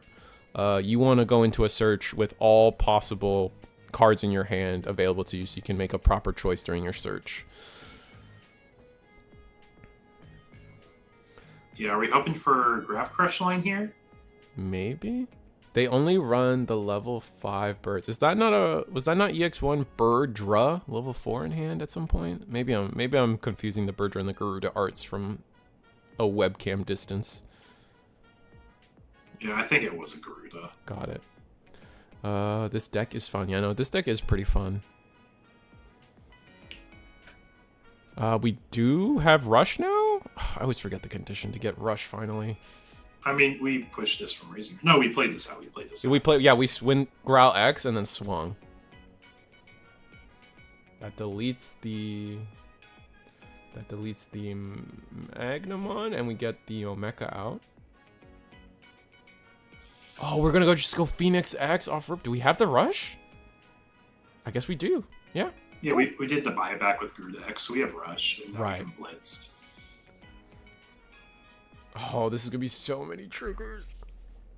I mean, we just block. Yeah. Please just block that. Yes. Oh god. So we're gonna trash the security. Do you want to bring out that Omeka again? Yeah, this is gonna be gross. You're gonna get so much memory back, man. We get to play a Phoenix X. Oh, we die. Wait, no, that's the burn. Yeah, you burned it. That's... Or... Oh, we had a Phoenix. We had the Phoenix on play, too. Mm-hmm. I think Phoenix on play burns, right? I think so. Are we getting all our other deletions? Oh, we're getting back the Geo. Wait, what are we... You have the Growl X. You have Growl X play a Geo. Right. Okay. Growl X play a Geo. We're not going to gain memory? We have some memory to gain? Or do we already do that? I guess it does Digivolve for 5, so... You know, we probably already did that, actually.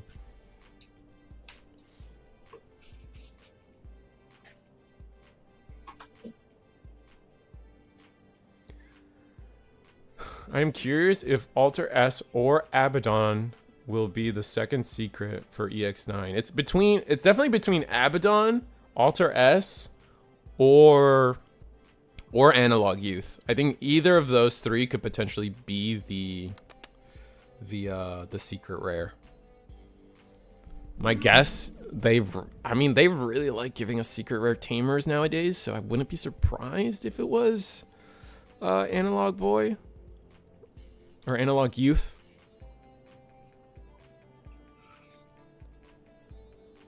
No Arena Secret, please. I don't think... No, we're not getting us... Oh, maybe next set. GG if next set we get Arena Secret. Or Arena again. We're not going to get Arena this set. Shush. That's not happening. There's no shot. I'm talking EX9, to be fair. I don't know if we've somehow skipped to talking about 22. But we're going to on-play the GX Jesmon. Ooh, that's going to do more damage than we think it does. That's a lot of on deletions. Don't we love having spoiler season together now with like Japan having global unification, and now we're just thinking everything together? It's so cool. Like, it's so cool because like all these cool cards are getting revealed and we're getting them in like 2 weeks. We've never had... I remember when like Magna Guru would get revealed and I'd be like, oh, I have to wait 3, 4, 5 months for this card to come out, and like, ugh, whatever. Honestly, I think you think they're gonna do Alter B again? Like, have Alter B steal the show one more time for Alter S? I guess maybe, but it doesn't feel right to me. I think Alter S will be a blue, black, red super rare. I could see Alter S being tricolor, especially since they're not afraid of tricolor level 7s anymore.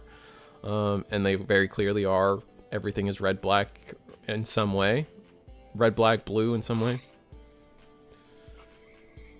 So we do have to remember, there is no mecha in this Drazel stack, Mm-hmm. which means if our opponent has Omni X in hand, we can have our board removed. Yeah, that's true. But we do have a lot of memory. And yeah, I was going to say, if we have a Kyo X, we get so much. Are we going to do the... All right, draws first. Cool. Learned our double Grav Crush. Jesus Christ. And then search. We whiff, but our deck's so small that our hand is probably our entire deck at this point. I hope Alter S isn't a secret purely so it's cheaper. That's fair. I don't really have a commitment to the conversation of what Alter S should and shouldn't be rarity wise. I'm just theory crafting. It's not for me one way or the other if it's a secret, super, or rare. I just don't think it's going to be a rare. It's going to be at least a super, in my opinion of things that don't matter. 3 swings here with no mecha, 1 life. I think that's a wrap-up game. Yeah. For this time around. Because we didn't Omni X to clear board. Because we just didn't have enough draws. So, yeah, send them. Alright, gonna grab Garuda. Yep, Grant Rush on the Geel. And I think now we're swinging. We're just trying to get the 1 extra. Yeah. Yeah, says a block, just flip it, and doesn't matter. Yeah, keep going. Go to game 3. Busted. Absolutely insane. EX9 is 100% Alter S, not B, since it's clearly the Digimon Adventure Omnimon, aka Digimon 2020 anime line. Yeah, Uncanny Girl, I kind of agree with you, but for some reason, the level 6s don't have adventure trait. What's up with that? WTF, mate. Yeah, no, that bugged me. I was really hoping for more than 2 cards for adventure when they advertised adventure support. I mean, we could get more still. We could that's get true. More still. And the Omni, if the Omni has adventure trait, oof, that goes hard. That would go hard. It's also because Alter S was in the revised VPET, but no Alter B in those. Oh, right, because they're doing the revised VPETs. They're not doing. That's why like Kraskaruru and Blitz Greymon are there at all.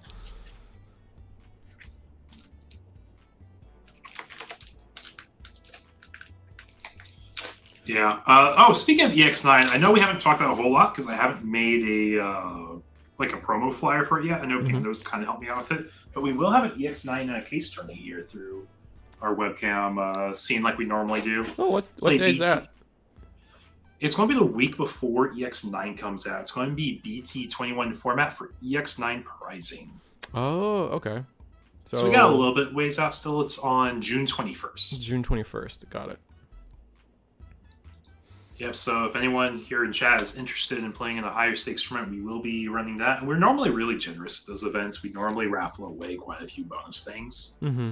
No, you got your Saturday events always go hard for the raffles. The free jump. Yeah, just because like we know it's like we charge a little bit more, and that's the reason we charge more is we want to make sure we have the overhead to pay our staff really well. Mm-hmm. Like that day, I do boost up my like judges' pay weights because they're trying to build the sets too, and they're like, "Well, I could be playing the case tourney and win a box." I'm like, "How about I just comp you a little bit more than I normally would?" And they're typically happy. Yeah. Hey, Panda, how are you, man? I would also expect.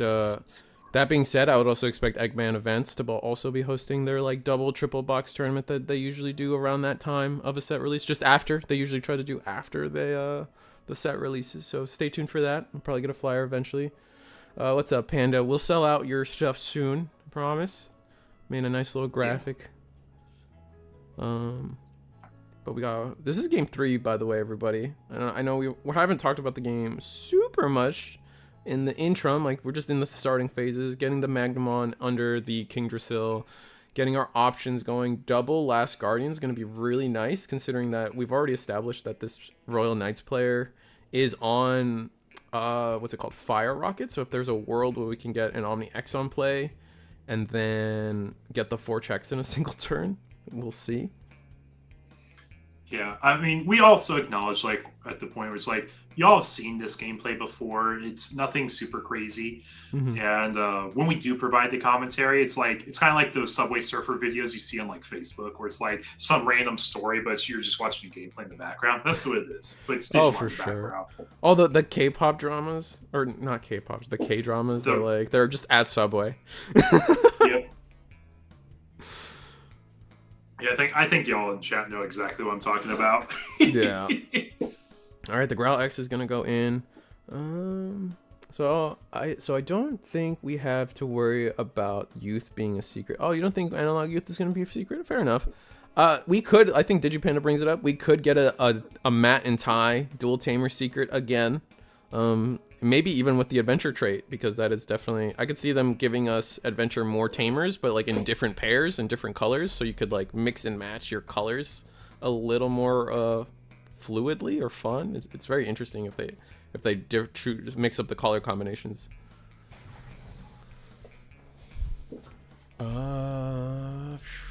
Smash says, that's how I think too, but the old Alter S is steadily going up in price, so maybe you still play the old Alter S and the new Ace version. I mean, we already I think the old Alter S still holds up beautifully with the new stuff, especially since both of your level 6s will now be Aces. So if they try to remove your Alter S, well, they got two very devastating on-plays to deal with after that. That was a Digivolve 3? I don't even remember what the crest does. Probably something dumb. Let's see. I'll go find the crest guru real quick for you guys. How do you guys feel about the new puppet stuff? I think we talked about it last week, but the new puppet stuff, also very good. Oh, the on play. That's gross. What? Sorry. I just want to say, puppet stuff looks heck of fun. Yeah. I have max rarity puppets. That is one deck I do have a max rarity on the side, minus I think one Orisa I still need. Again, I picked up the last Central I needed this weekend. Right. Oh, that's pretty good. You got all your promos? Because I think the promo level 4 Shushu from the most recent promo level 4 Shushu. I'm telling you this now, chat. That level 4 promo Shushu, the one that on plays a token, probably want to pick that up. Just saying. If you're a puppet enjoyer, get your playset yesterday. Yeah. No. I don't do SPs in Digimon.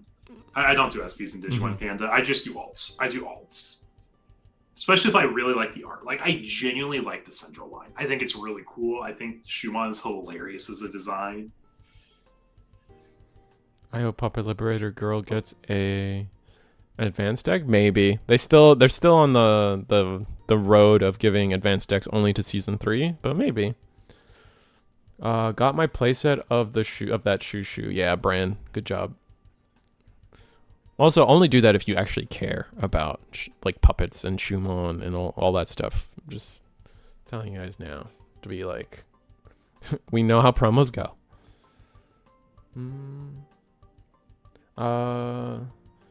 I don't think Analog Youth is going to be a secret rare because of the VPET. But then Analog Man is in the set too, right? So like, I think there's still room to flip the script on people, but who knows? It could go either way. My guess is Alter S it gets to be the secret. So either way. I've only gone for one SP, and it's the Appmon one, of course. Fair. I mean, it's a good looking art too, Lydian. Like, I think it looks great. Yeah, it's a nice one. I probably will fold one day when like a Lobomon SP gets out. So there's gonna be that one card for me for sure. Uncanny Girl World 1 is based on VPETs, and we know Youth is in the set because they revealed the box art. Oh yeah, we know Youth is gonna be in the set for sure. I think they announced it. That like straight up, yeah. Expect Analog Youth. A little which has I see a little but barely. We got a Magic the Gathering card on board. That's fun. Now for the token.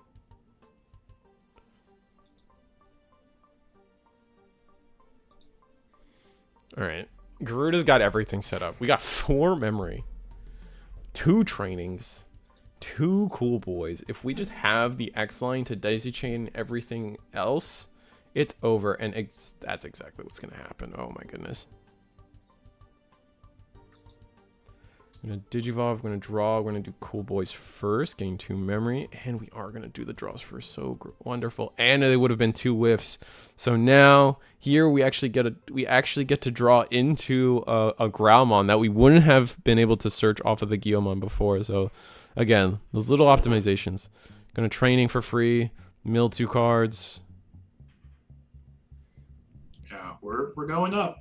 Growl X, draw trash one. Jesus Christ. I think they're going all the way this time. Red blue matte tie, secret, analog youth, blue black red, alter S at super for sure, and predicting Raziel. Who's Raziel? Is that the cat thing? I have no idea. I am probably one of the least informed about Digimon lore and backgrounds of anyone you could be talking to. That's fair, and that's acceptable. Alright, someone at Locals was talking about what Digimon product to buy to get into. I told them one of one of each adventure deck.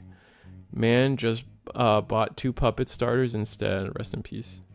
I mean, puppets is good. The puppet starter deck is fun. Definitely, like, if they want to be a little more competitive, like, adventure is a little better, but either way. I mean, I'll be real, like, anything after what probably the Bielsa starter deck is fine to pick up and play with. Because if I look at starter decks, I think they have a really good power floor now, and they're pretty much always hit that threshold. Let's see, like, go ahead. Try to remember, like, the first advanced deck was Bielsa, then after Bielsa, we had, I guess the Ace starter decks were kind of subpar, the Valkyrie and Melga. Yeah, they were kind of support cards, but you don't want to build a deck around them. Yeah, so the Ace starter decks happened, and then it was the Terriermon one, and then it was the Liberator ones, then it was Adventure. Yep, exactly. I just pulled it up just to make sure. Like, the oldest one I would probably say is, I guess you could say is relevant, is maybe the Jasmine one, just because it's pretty easy to upgrade that. But, like, there's no shot, like, you're building the whole Force or Gallimon starter decks. Yeah, the Jesmon starter deck is what I played in that starter deck only event. That was definitely the best starter deck to get. I played Old Force at mine. Everyone's playing Bielsa, and I'm like, I never got a Bielsa starter deck. I'm just going to play Old Force and see what happens. And I made it to the finals in the one I made it to. Nice. No, I won mine because I thought the Jesmon was insane. It was like, this thing just is going to go wide, and what starter deck is going to be able to deal with that? None. And I just wiped people. Starter deck Imperial still popping up. I guess starter deck Imperial would have been a solid one too, but I just didn't see a consistent way to go into DNAs for sure. Except the 2 DNA starters, I saw them on clearance sale on a website for $5. 10 USD to get started with the DNAs. That's not bad at all. That's pretty good. I think my biggest mistake, I used to like pick up extra stuff because I know locals were always popping around. People would always try to pick up new decks. So I picked up like a bunch of extra Mastimon decks at one point for like 10 each. And I think that was probably one of my biggest mistakes I've ever done. Anyway, guys, I don't know if you guys saw that, but that was just everything that just happened on the screen was just absolutely rude. We go full, oh my god, we didn't even talk about it. It was full Phoenixmon X combo into playing a 5 into digivolving to Gallant to delete our Phoenix to then print all that memory back, and then oh my god, we had so many rush swings. You guys see that? That was disgusting. Oh my god, did we use Gravity Crush that turn? I don't even think we needed the Grav Crushes that turn. That was so dumb. The memory printing there was disgusting. Looks like Phoenix. Yeah, no, the combo's insane, especially when you start deleting your own Phoenixmon off of the promo Gallant. It is a wild ride for sure. We have another game potentially. Let's see what we can find. Excuse me. Table 1 is rocks against armors. Ooh, that could be a fun one. Rocks is good. Everyone's... Oh, another thing. Didn't they just announce that, like, basically every Liberator deck is going to get a level 7? Pretty much. That's, you guys know how that be... Like, what conversation are we always having, guys? Like, when things get announced and you have your favorite deck on the line, you know, there's a lot of these Liberator decks. They have their promos, man. And we all know it. Anyway. We do get to Digivolve into Paramidimon. And then when Digivolving, Trash 3 Unsuspend is about to be resolved. We're going to gain the memory because we did chuck the little rock. And where do we go from here? What other effects do we have? Do we have any? We did the Sunrisa, which... I guess we'll see.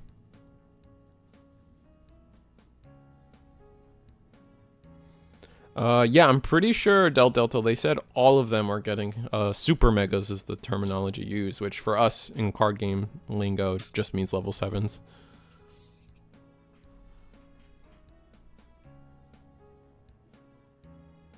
Oh, they said Close is getting a 7. Others getting 7s is speculation. They could just get side 6s. All right. I'll stop spreading misinformation then. Thank you, Panzer.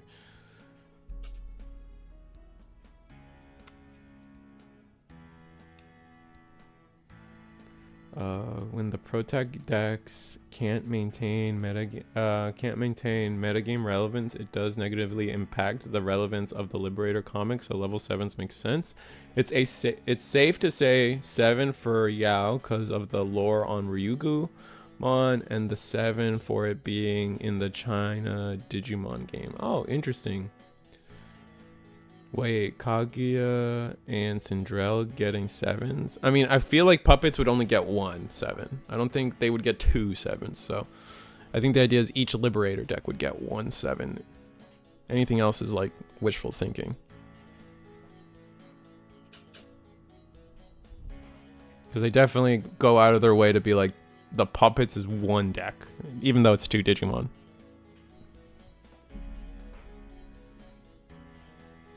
Alright, so we use what's this thing called? The Liberator Black option. Basically gave us a bunch of stats. We don't have blocker?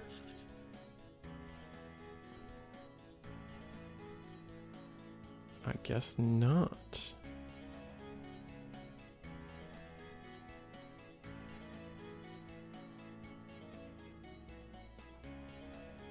I'll double check. New Magna, which is restands cheaper than the Zof Cabis. Oh, it does not give us blocker. Do we just not have blocker? Oh yeah, we're scooping it up. Oh, that's so unfortunate. How do we not get blocker? And this is just Liberator at its finest, ladies and gentlemen. Why does this big giant rock monster not have blocker? Ask Bandai, because I don't know. Oh, but you're looks supposed like I think they're shuffling up for him. No, they're yeah, they're reporting. Yeah, maybe. I think they just reported like each game as they go on. But regardless, I think it's probably a decent time to at least go through some of the sellouts here. I don't think we've had a breather yet. Oh yeah. All right. So first things foremost, you guys saw him in chat. He's Digipanda himself has got a whole merch line coming up, and he just, as of this Monday, just finally finished revealing the pre-orders for all of his new sleeves. So we have Omnimon, he has special names for everything. We have the dude that looks like Omnimon, the dude that looks like Rena, the dude that looks like Mastimon, and the dude that looks like Diaboromon. Copyright infringement, unnecessary. But either way, you guys see the new line of sleeves. Very, very just in time for BT22 and all the Cyber Sleuth coming out. We know all of these decks are getting support in that set, and so why not pair them up with some wonderful sleeves? Great art on all of them, and we've seen the foil. If you guys have seen the foiling on the D Brigade and Fenrir sleeves, then you can only expect how cool these are going to be. Definitely improving the game on the sleeve content. And if you do want the D Brigade or the Fenrir sleeves, those are on sale right now on the Digipanda merch website. Link in the description below. Yeah, I think pre-orders are up, so enjoy with that. After that, our players are starting, so. Yeah. I was going to say, we'll run through the other ones here in a bit. Mm-hmm. Yeah, good timing too, because camera just focused in. Yeah, it was a blur for a little bit. Just rooking it back into training, so not even missing much there. Not even missing much. Pyramidi level 7 feels weird since it's an OTK deck, so it's overkill. It's like how I feel about Ogudo X potentially getting a card, or X at X Ace would be nice because you pass turn sometimes on the Evo. That's fair. Going into game 3, do you have the Megidra bird list? We do technically have the Megidra bird list, but we don't reveal deck lists until the end of the night for the most part, because players do sometimes ask to keep deck lists hidden. So to respectfully respect that, we wait till the end of the night, or we just don't release them at all. We'll see. Yeah, like by default, they will be published. It just comes down to if the players want to keep them private, they have to tell me. Mm-hmm. Especially if they get top 8 and they did well, that's typically like the requirement I have for hiding deck lists. Right, that's fair. Next prizing for season 5 invitational. I don't know, Magnetimon. Maybe. After having played 6 Liberator decks, Pyramidi is just kind of bad. That's fair. I don't know. Pyramid is the one that like feels like it has the most teeth, but it just always feels like it's missing something. Like, how do you just not have baseline blocker? How does your main option not give you blocker? Like, I understand. I did read the comment before in chat that the main way to get the blocker is with the Gotsumon, and end of turn you get to tuck whatever source you want to get that blocker. It's just like, I don't know. Sometimes like, things just shouldn't be that difficult, you know? I guess is at the end of the day how I feel about it. Would be amazing to know if this week is a locked list week, because I agree. I want to test the Geo Bird deck. I think Eagle already pretty much explained that. Like, as long as you do well in the tournament and tell Eagle before the end of the night, he'll respect it and not reveal your deck list regardless. And sometimes if a large percentage of people choose to not display deck list, then he just doesn't do anybody's deck list at all. Well, as in hides everybody's. Sorry. Yeah, I was going to say like it's just because like we have regionals this weekend, and after the regionals happen, they typically go public anyways. Right. Because that's typically my threshold. I don't want to hold more than a week. We tried doing that for a bit, but I just found that players found so much more value in like learning from what people do in these events. Right. And like at the end of the day, it's like you can have like a spicy card or two, but like 90% of the time, people aren't keeping track of like exactly who you are here, and then pairing it to like who you are IRL too. Looks like Rox is just going giga wide, and it's working. This is so funny. Oh, poor Armor. Oh, Armors is just bricked on rookies. And we digivolve into Invisi. Oh, this is too good. That will reveal the top security, bottom deck. Oh my goodness. This is too funny. One check. Yeah, if anything is published, Geo, it goes on a limit list, because that's where everyone has to submit their deck list for the tournament, along with pairings are done through there. Right. So it's just basically our central hub for everything. Yeah. I do go through Eggman when it's like a really fresh feeling format. I will share everything, but Yeah. once formats get a little further in, it feels a little stale. Or if he needs more data, I'll give him more data. I try not to make it too repetitive. Yeah, and making those pie charts is difficult. Updating the tables are really difficult too. So it's like, we do a little bit while we can. The link for the limitless stuff is public in the link below. So even if you are not a competitor, you can click the limitless link in the description below to see things like the round timer, the pairings, the scores, the records. And then at the end of the night, that is where you can find the deck lists. So that's a lot of lizards. Yeah, that is a lot of... Are they lizards, or are they rock-looking, rock-shaped lizards? What else are they? Like geckos, I guess? No, they're lizards, man. Oh, they are reptiles. Oh, they're treated as... Okay, so they have the rule to be a mineral, but they are a reptile. So no, you guys are right. It's a lizard.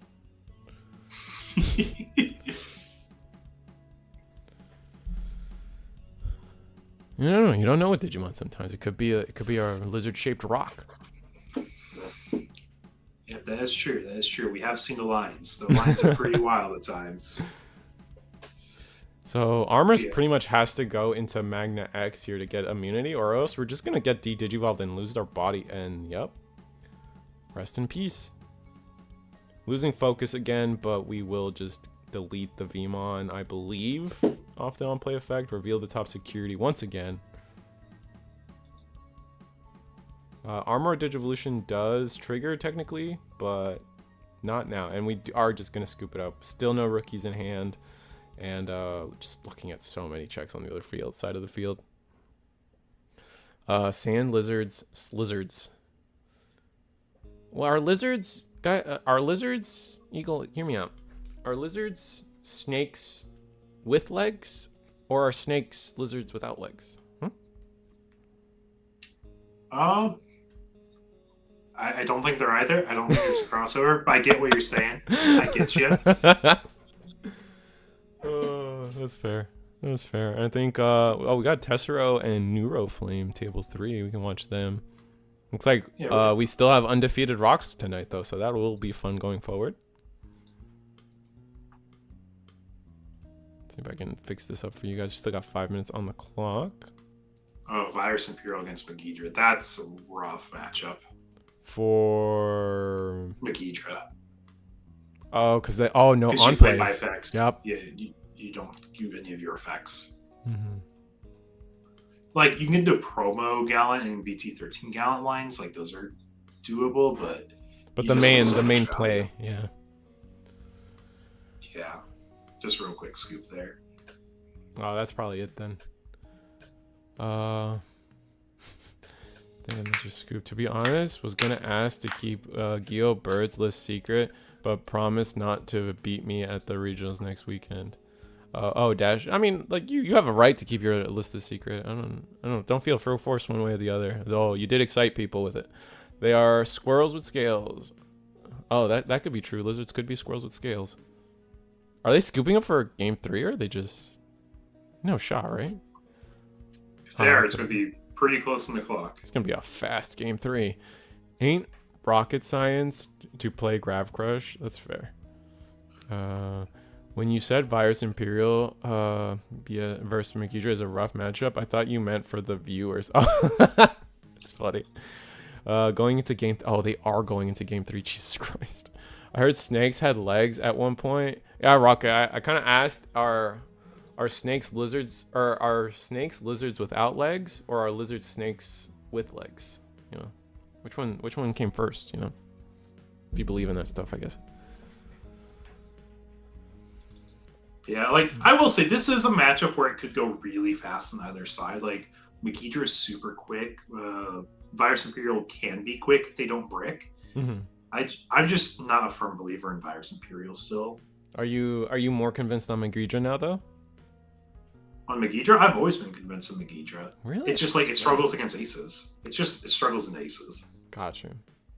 Right. Which, like, that's not too uncommon in a lot of these decks. Virus Imperial does have aces. It also does prevent play by effects, so you get, like, 2 things against it. Gotcha. Right. Not a bad start from Megidramon here. Getting the training, getting 2 bodies ready to go, getting things ready and set up. We even have the level 4 off the training next turn.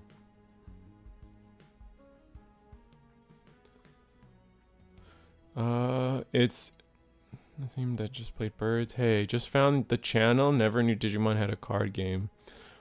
Oh yeah, well Digimon has had a card game since the release of the Digimon 2020.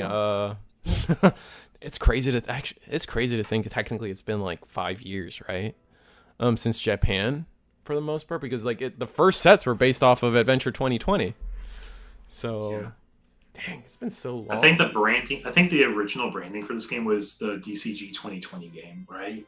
I think so. I think you're right. I think that was the big marketing push, was Digimon Card Game 2020. And dang, it's really been 5 years? That's crazy to me. I guess, yeah, because COVID was like 2021, 2020. Yeah, Jesus Christ. That's crazy.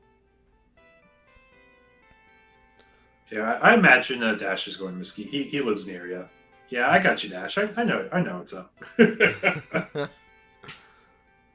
I wanted to go to Mesquite. I just didn't. I want to also, but I'm also going to be out of town anyways this weekend. Oh, Have a fair. lot of things going on. Yeah, that's fair. I also didn't get a ticket. They sold out before I got one, so I'm like, yeah, it's just even more reason to not feel bad about not being able to make it. Mm-hmm.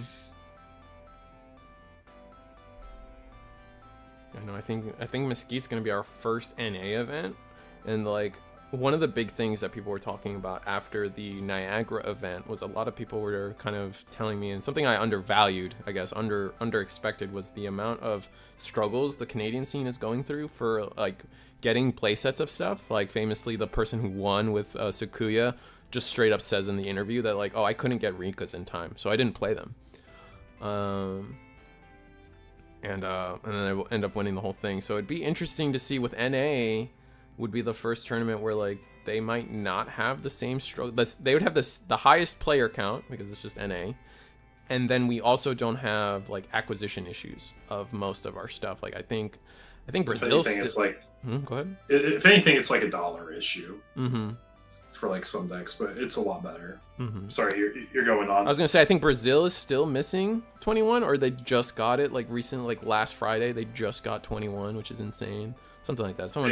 It's been a struggle bus. It's been a struggle bus for them. Mm-hmm. That's why like proxying gear matters so much. Right. Yeah, starter decks and BT21 were indefinitely delayed in like Brazil, I believe it was. Indefinitely? Oh shoot. That's what they said at the start. I'm pretty sure they did get a date later, but it was just such a rough like start for them. Right. So it's like TLDR, I think NA would be the first event where like a lot of the player base isn't suffering those issues. So it'd be interesting to see like where our meta pans out, because I know Megidra's got a lot of hype behind it, Sakuya's got a good amount of hype behind it, but then there's like still like some of the new decks that are really good, and then I think Royal Knights still has legs. 7 Demon Lords still has legs. Like I don't know. I'm expecting a lot of. I will not be surprised if Mesquite comes up with and shakes up what we think the top decks may or may not be.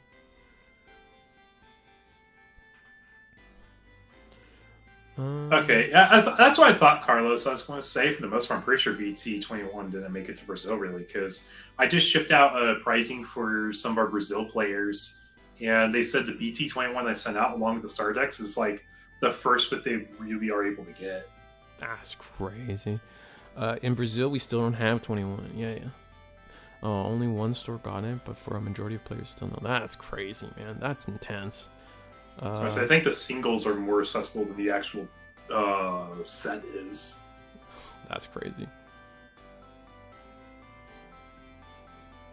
Guys, it's official. Grav Crush is going to be limited to 1. Wait, did I miss something?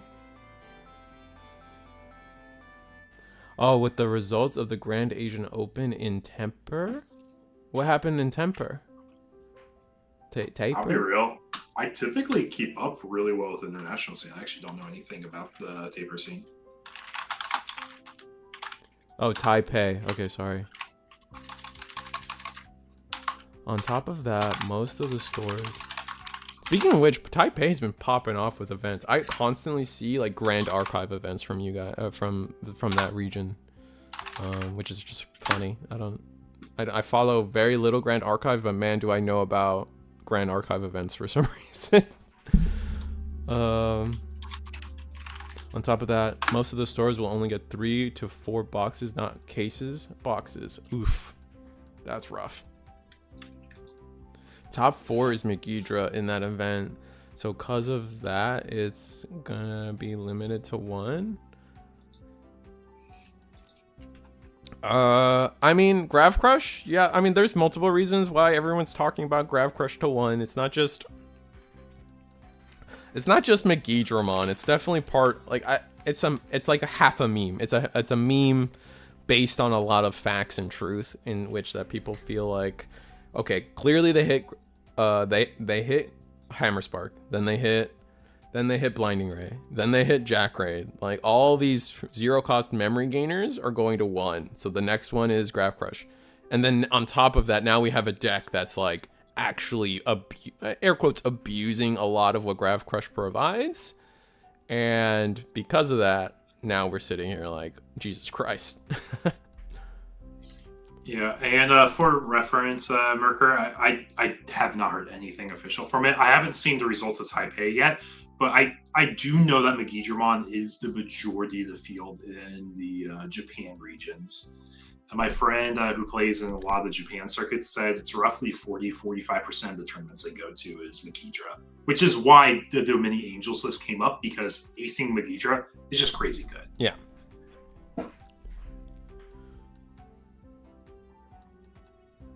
Oh, it's a question if it will, but more of when, I would think. Yeah, I agree, Gio. I think it's definitely a question of when. It's going to be restricted to 1 with the results of Grab Crush will be...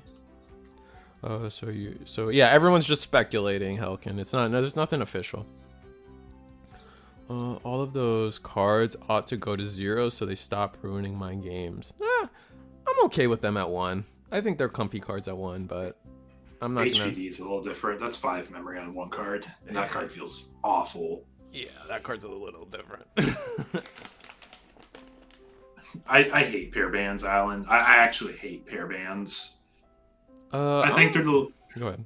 I understand, it's like, design-wise, it feels like it's the most intuitive way to fix the game, but I feel like it's the least intuitive way to get new players into a game. Because I think the more complicated a ban list gets, the more off-putting it is for new players to get into a game.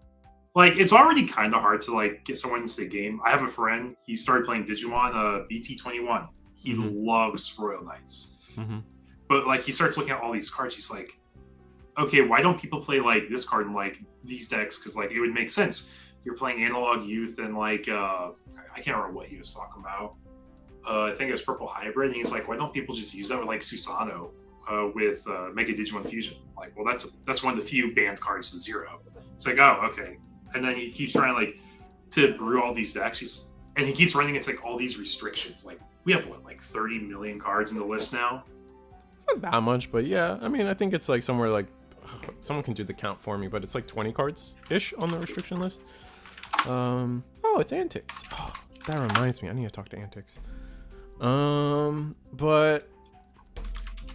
I need a guest for Thursday Antics. It's the TLDR of that message, but I will DM you.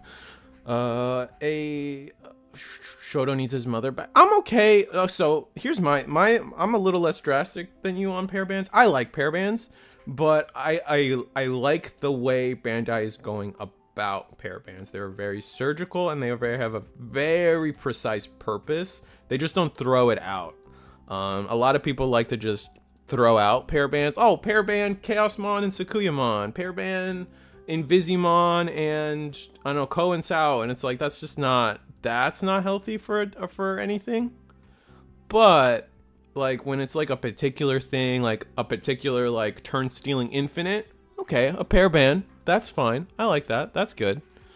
So I think the player base like at least the common player base comments tend to be, oh, just do it for everything, and I don't agree with that mentality at all. I think I just want to say there's already 39 restricted cards. Oh, there's 39? Jesus Christ. Not counting pair bands. Wow.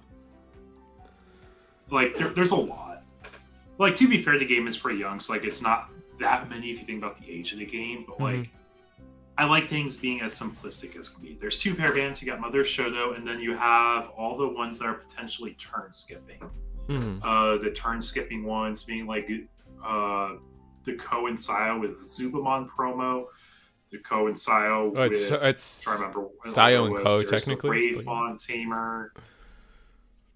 Sayoko. Yeah, because it's the blue one, right?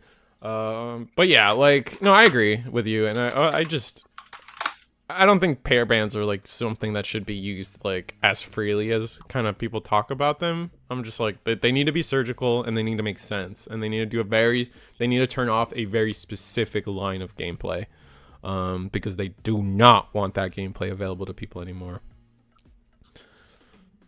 It's kind of like Icewall, I guess. Like the same reason they banned Icewall, they were like, Icewall's doing exactly what we wanted to do. We just weren't expecting people to run 4 of it. Playing or digivolving Digimon or Tamers for free is what's ruining the game. Maybe. I don't know. Like, to blame one thing is ruining the game. I don't know. I think it's like a whole... Like that starts, you start trending, that conversation starts trending towards like a lot of like meta, like macro conversation about every individual card and all our cards together in the meta. Like that's a very difficult conversation to have. That's why I didn't take macroeconomics. I took psychology because that was the easiest minor ever. But who are we watching? Round 3 has started. So table 1, we have Birds versus Galactimon, like the bird pile. Table 2, we have Rocks versus Purple Hybrid. In table 3, we have Adventure versus Royal Knights. Oh, I love Adventure. We can still here. We'll chill here for Adventure. Yeah. Let's see, grid view. All right, one person's live streaming their camera. Why is that done? Why do some people have to live stream their camera? Do you know that? Like, what are they getting around by doing that? I guess is always my question. Not that I hate it, I just question it. I'm not sure, offhand. All right, so I will set the timer up for you guys, and we'll go back to yapping. We've been back to back today. Jesus, 7. Yeah, we've been back to back. We've been yapping. It's been fun. If you need to get up at any moment, just let me know, because I probably will need to do that soon. Yeah. Tawfiq, if you don't mind telling me, what region are you from? Are you from Southeast Asia? I just want to say, I think I've seen you in the chats before. I'm just not quite sure where everyone comes from. I know we have a really big international scene. Yep. South America in particular, we have a really big following with. Yep. It's to the point where I what was it? You guys remember? Some people in chat might remember this kerfuffle I had where I just randomly started speaking Spanish to one of the players in a judge call, and I just completely out of nowhere just assumed they spoke Spanish. That's how big our Spanish scene or our South American scene is. That was funny. That was a fun. That was a clipped moment for sure somewhere out there. Yes, I am from Malaysia Sea, the land of the World 3 best player. Well, technically he is from Singapore. Kurava 90, the man who makes Valderarm expensive. Yeah. He was the Doragora player, right? Kurava was the Doragora player that just like topped back-to-back events with it. I think I know, so. I'm pretty sure we had like our player base seemed that liked Doragora. It was like, yeah, he just solved the list. Yeah, I kind of remember international folks. Nice. Or at least I tried to. Okay. That's awesome. Glad to hear you at least got some really competitive people in your group or in the area. I also know some of the Japan folks pretty well. The guy who won with Galaxy, Doriku. I'm actually friends with a mutual, and they're like neighbors. Oh, that's funny. I think Grand Kuwaga can come off the ban list with the introduction of aces. That's kind of true. I don't know. I think so. There's just certain cards on the ban list that I'm like, they're just kind of there on principle sometimes. Like, these things did mean things to the meta. They don't need to come back. So, very random tangent. Isn't Exodia like restricted to 1 for each piece, even though it's like it would be awful to play more than 1 each piece, just because they're all guard hits? Yeah.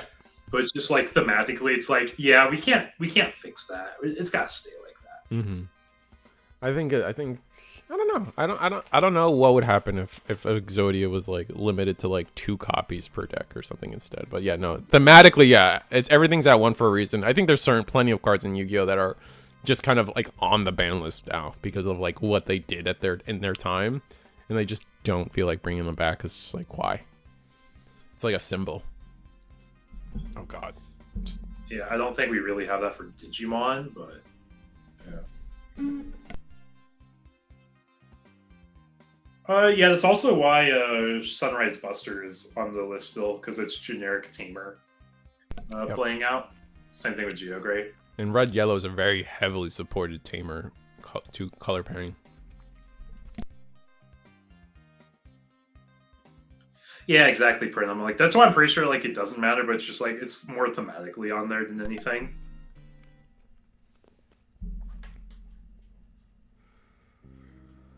Alright, so Adventures is getting started. We do have 1 Digimon on the board with protection effect, and we're just trying to get to another tamer, honestly, and playing another Our Courage United. Still struggling to find tamer. I think Royal Knights is probably going to be on a game plan of not attacking security until the end, so we just build up and not worry about it. But they could always go for 4 checks in 1 turn too, I guess. But you risk giving Adventure a lot of tamers. I wish it just said Marcus instead of tamer. Yeah, that would have been pretty keen. You can tuck any Digimon with the option, by the way, Merker. Mm-hmm. So yes, you can.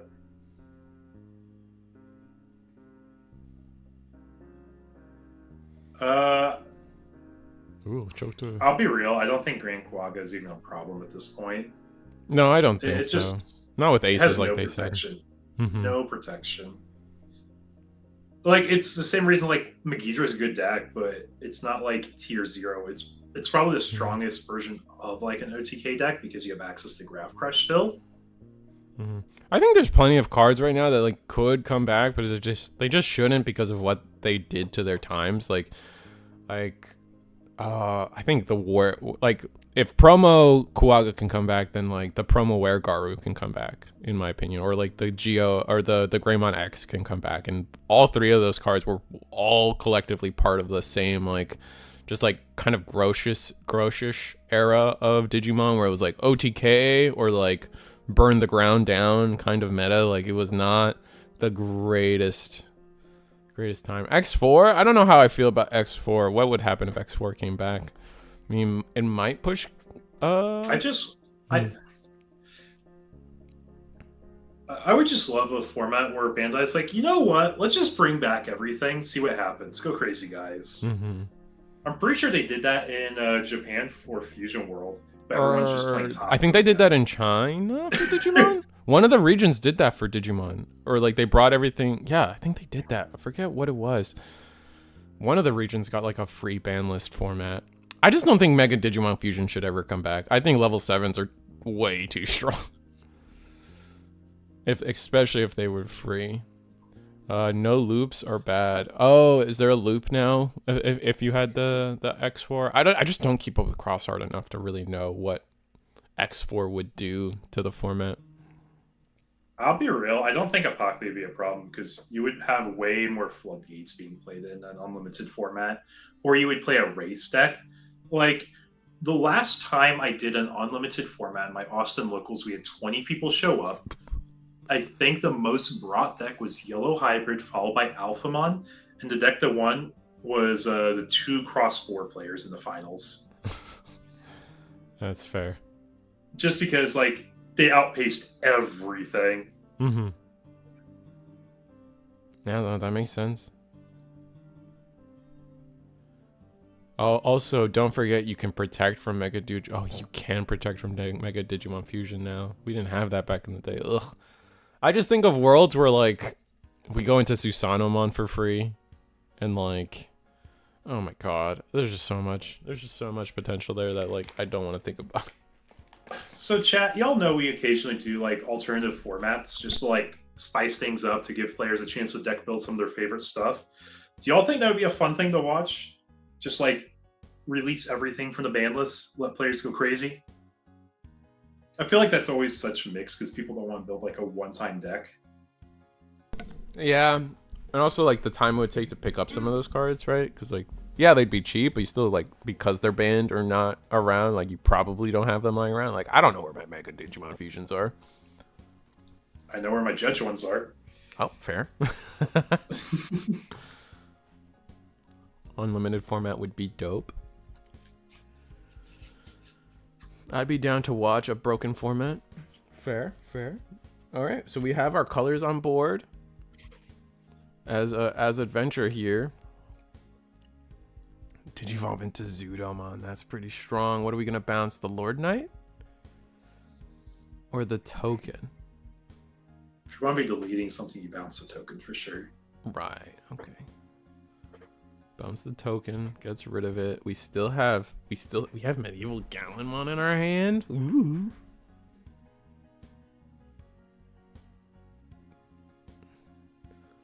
All right, that's gonna give the Royal Knights player a lot of memory, but depends on the hand. Reward. But a lot of memory for Royal Knights doesn't mean a lot sometimes. Like there's funny enough, oftentimes they don't. There's not a lot they could do with a lot of memory sometimes. Like they still only can do their 2 to 3 plays a turn. Who did we pop and who did we attack? Okay, so we do attack the Magna. Yeah, that makes sense. You don't want to get aced by like a Jesmon. Mm-hmm. Absolutely. Oh, we'd be bigger though, no? Oh, we did an alliance. Never mind.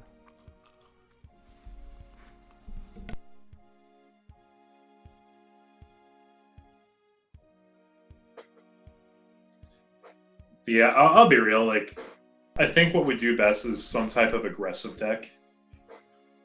Just because with all the memory options coming back, like, I remember Cross Ferva playing 4 Grav Crush, 4 Blinding Ray, and that was like your deck. Yep.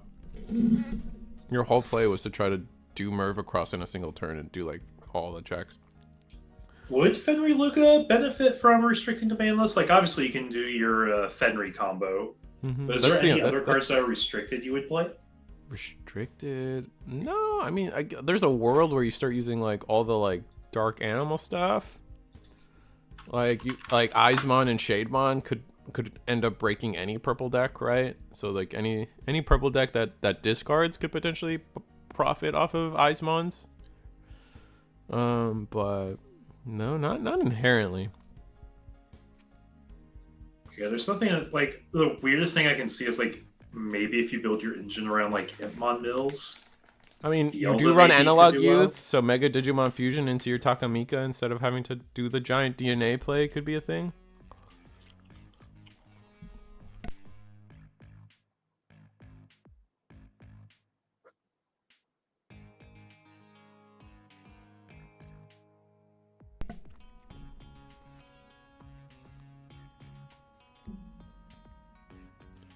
Yeah, for anyone who is just joining us tonight, we are in the middle of round 3. We've got 6 undefeated players left.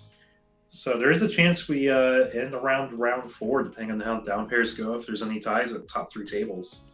I don't think there will, because tables 1 and 2 are very aggressive matchups. So but it's just a possibility. So we play Oryukin for free, getting rid of the medieval. So good, smart. Kind of have to. Kind of our hand was definitely forced there. Can we do that? Wait, you can do it? What? Hold on. I'm looking right now. Is our courage restricted, or is it any level 5 or higher? When any of your level 5 or higher, yeah, medieval's level 5 or higher. That's valid. The more I know. That's cool. I know where my medievals are going now. That's crazy.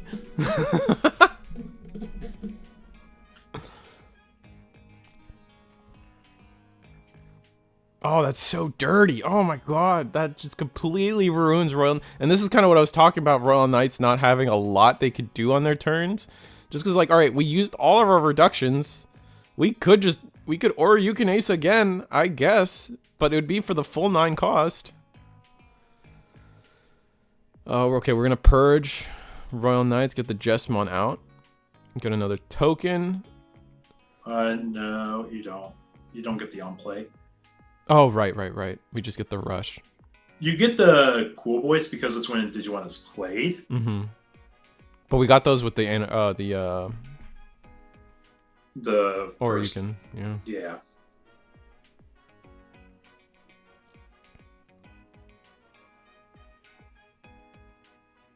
Gatsu. All right, now we turn off.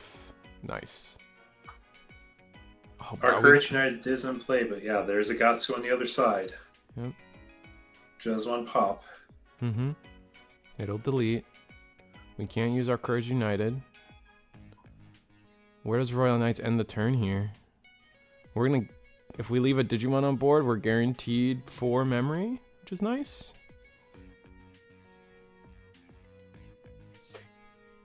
I can't do that, Gatsu. You got him? Yeah, you got it. Ludian's already on it.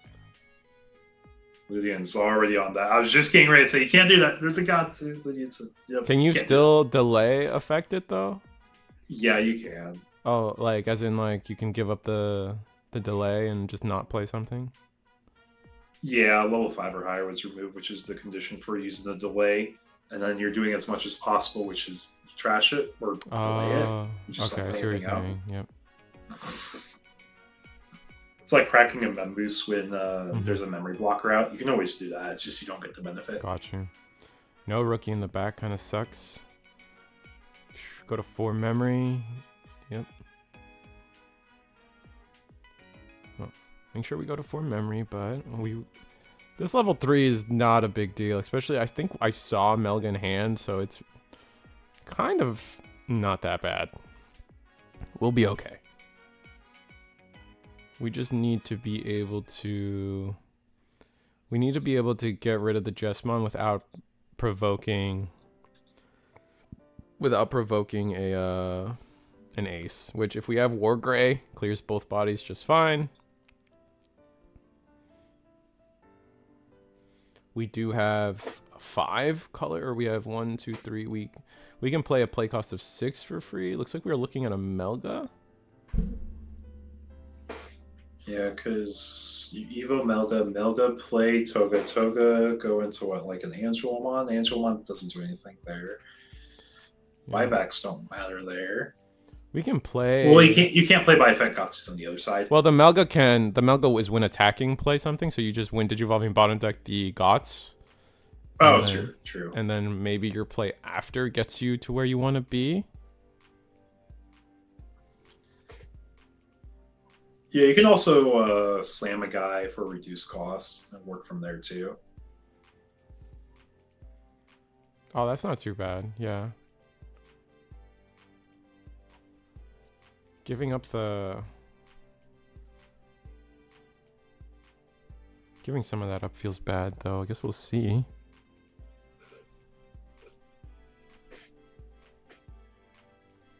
Oh, we have the promo War Gray in our hand, too.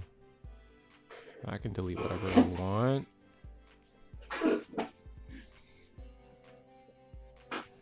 Okay, well, choosing to do War Gray. Fair. Delete Jess.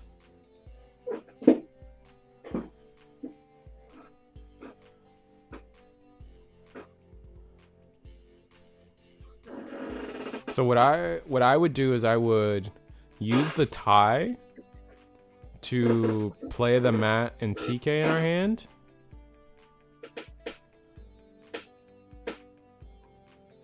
And then we can off of that play the Lilymon to bottom deck the Gatsu.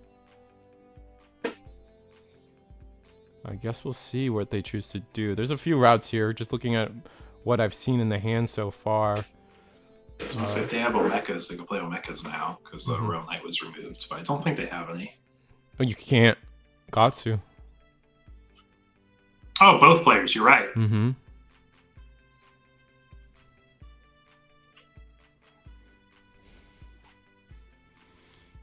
Are we thinking about choking to 1?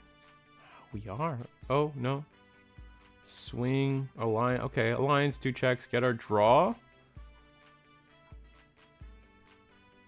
It's gonna be 2 checks at huge. This thing is like 15 with just the Alliance, but then it gets +1 for every color. So 15, red, green, blue, white, black. So this thing's 20k. 2 check security. 3 check security, actually. Excuse me. Oh, cool boy. That's not what we want to see. Oh, it's definitely not what we want to see. That was quite a bit coming out of security. That was every check was something? Oh no, one was an Omeka. Last check was an Omeka. Oh, we're just gonna pass turn with a TK, Matt and TK?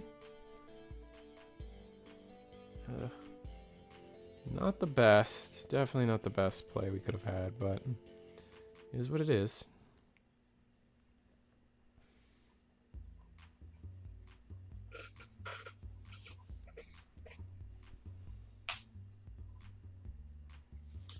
That's gonna give us how many colors? Do we have at that point we'll have black, green, blue, yellow, purple. So we're just missing red for tamers, but we have a reduced cost. We can play 8 costs now. Not bad. Off of the tie effect. We'll see what Royal Knights chooses to do here. It's a little awkward. We have 2 purges. Gatsu's stopping our purges.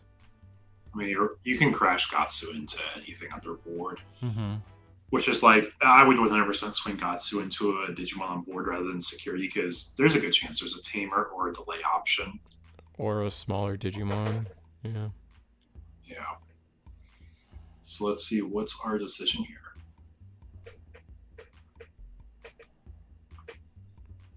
Yeah, we're going to swing crash. It's exactly what we chose to do. Smart. Funny thing is, I think we only have 1 Royal Knight in our... We only have 1 Royal Knight in our sources, which is the Oryukin, I believe. So Oryukin can potentially do a couple of things off of Purge of the Royal Knights. We can play it, and then find a way to trash security, gain another memory, gain 3 memory, and then we can have a 6 memory turn.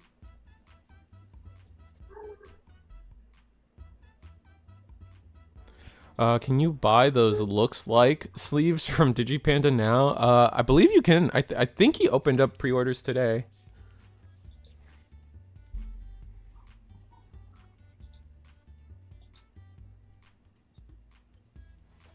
Is a War Greymon on top of a Gabumon? No, the War Greymon is on top of a Zudomon. Yeah. Tis a valid guy. Tis a valid guy. Yeah. Yeah, thank you, Lydian, for confirming that. Thank you, Lydian. Alright, we are going to purge. We have decided to purge out the Oryukin mode.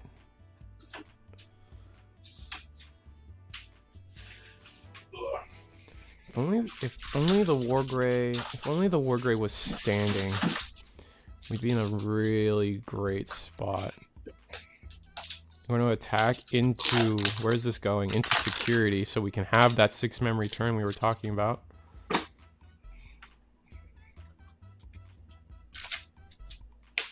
Oh, did Digipanda missed my wording on how I was selling out his card or his sleeves? Uh-oh.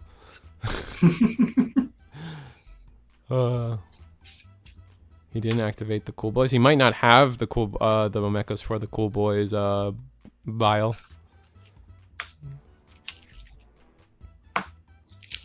Alright, we're gonna search. You can't take any of these. Oh, a whiff on Last Guardian. That's rough. Definitely not what you want to be seeing there. Oh, I came in late. Yeah. Yeah, no, I completely forgot your code names for all your sleeves, so I was like, oh, check out this sleeve. That looks like Omnimon. Check out this sleeve. That looks like All Force. Alright, now we can do... Wait, we just win. We can pop our protection and go... We can use our Courage United to play... Yep, that's exactly what's gonna happen. Lilymon, bottom deck the Oryukin to overflow 5. And now we can play Omeka if we want.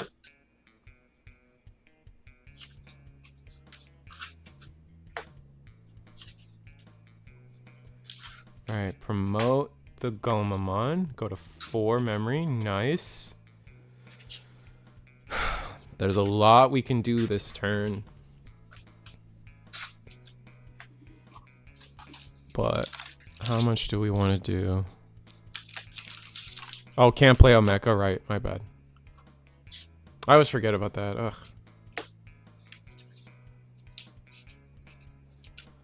Ugh. Sheesh.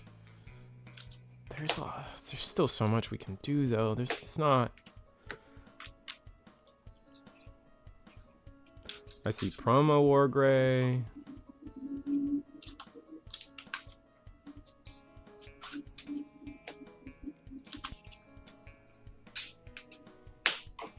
Is that what we're deciding?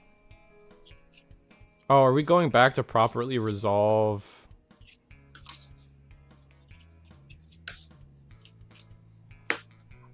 Wait, what's happening? Oh, we're rewinding because it didn't resolve properly? So we have a judge on the table. We got Ludi in there, so he is helping out here, guys. So Oryukin was definitely rested, right? The Tentomon was on board. Oh! I see why. The Gallant has to delete the Tentomon. That's what I missed. Oh my god. Yeah, yeah, thanks. I know how I missed that. My bad.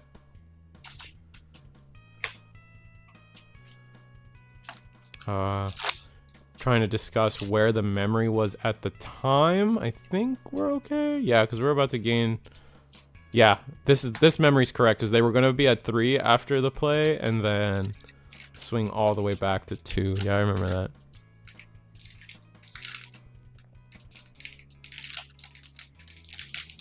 Yeah, sometimes it's easy to forget all those little things, especially after been playing decks for so long. We're just like in emotion. It's like, okay, we knew what we were trying to do, and oh shoot, that technically wasn't legal. Yeah.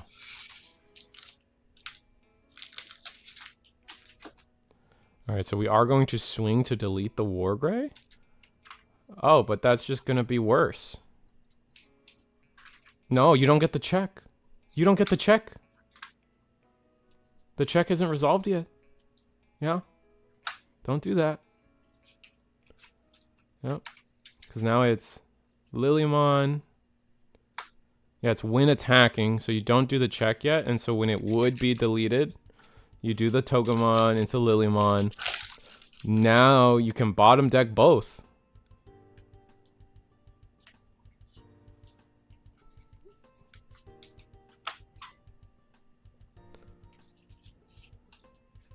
Yeah, Antonio, you're right. We missed that. But now we're stuck because both can now get bottom decked. Yep, overflow 5, and then now we get to go to the play we wanted before. Oh, but now we're like big chilling. Now we get to draw, promote.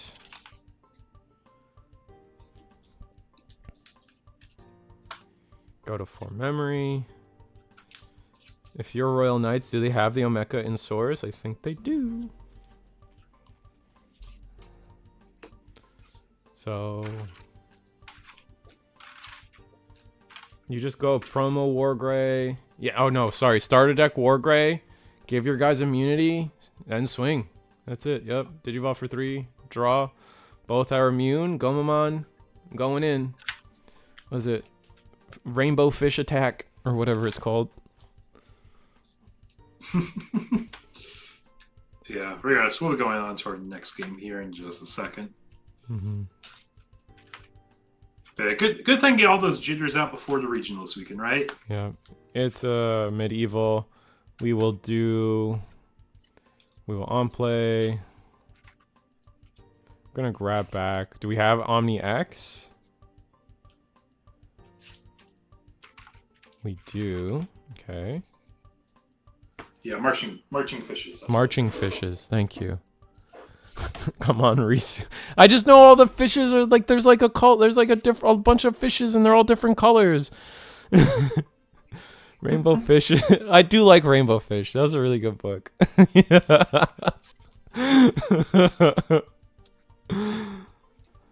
Alright, so now we're trying to figure out the best way to try to get rid of this Omnimon, and it is yeah.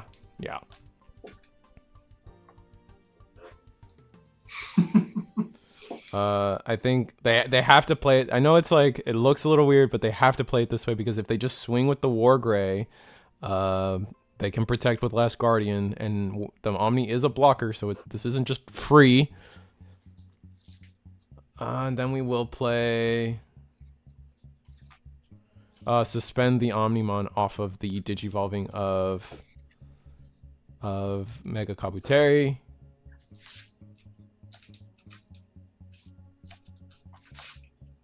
And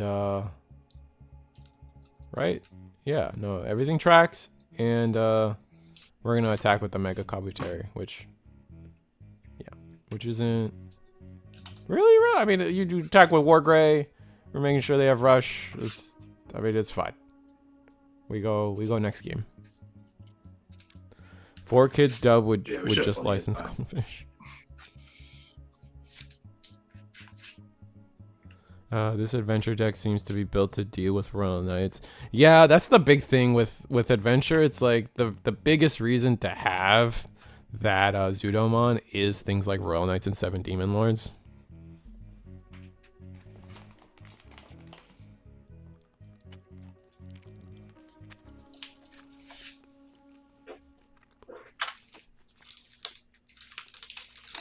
Play a level 4 for free with Ty. Yeah. We also, I think we just played it. We also just did like, we played the level 4 for free. Like we reduced it with all our tamers, right? Played it for 1. Royal Knights is WTF? Yeah, no. They're trying to find their way. I think they're just trying to see how everything resolved because they were probably a little shaken up by having to rewind back into after the Gallimon on play. That far. Yeah. I probably shook them up a little bit, which is what it is.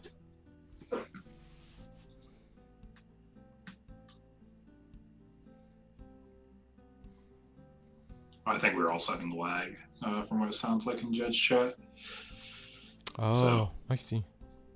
But players are caught up, though. They're caught up now. Caught up, and we're going to next game.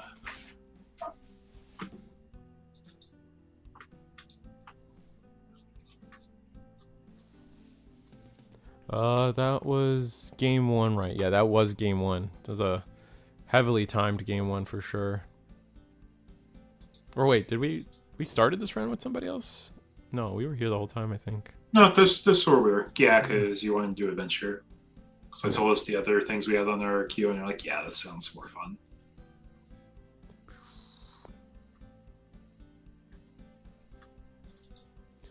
So speaking of Goldfish and the snack that smiles back, you guys have any other commercials that live like just kind of live rent free in your head?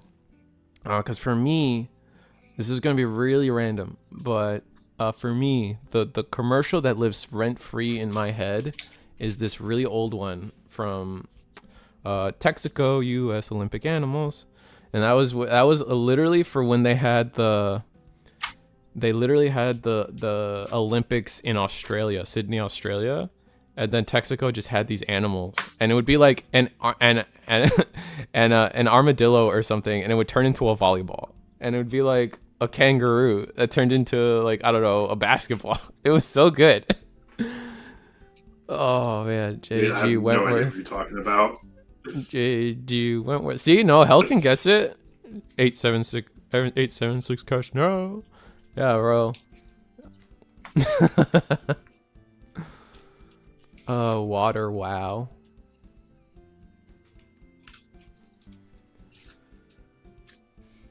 Oh, homie's got One Piece back there.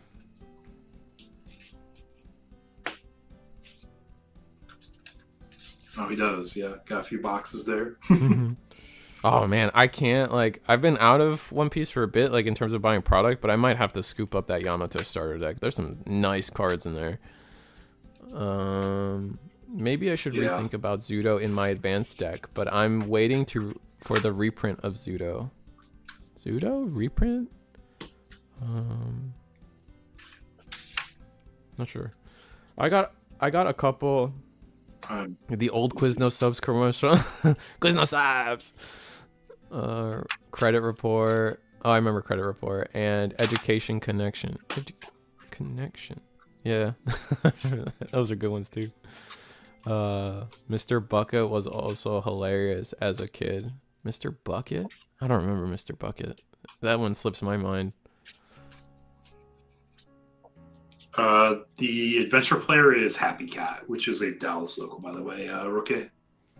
Oh, nice. Looking or good cards? Oh no, the Yamato cards are just good. Like an in archetype Onami banish, give your leader banish, a searcher that actually becomes an attacker later on in the game, and then the last one is like the last one I remember seeing is like a 6-cost 8K rusher if you play the turn right. It's kind of gnarly. Free credit score report.com. Not yet. I do know that one. I do know that one. Zudos. Oh, Zudos have a text error? Do they? What's wrong with my Zudomons? What do they say? I wouldn't be surprised, but I don't know offhand. Let me know, Spider. Definitely Frank. I'm almost certain Daniel is showing out tonight. Yep. All right, so Adventure actually off to a pretty great start. I mean, yeah, we got Digimon Emperor, but we have 4 colors of Tamers, and that is oftentimes all we care about. Oh, but choosing not to promote. We're gonna take our draw 2 while we can, and we could choke to 1 by playing the level 3 we just got. Or we can, we're just gonna go put them to 3, draw another 2 cards, getting our protection set up. I can't complain.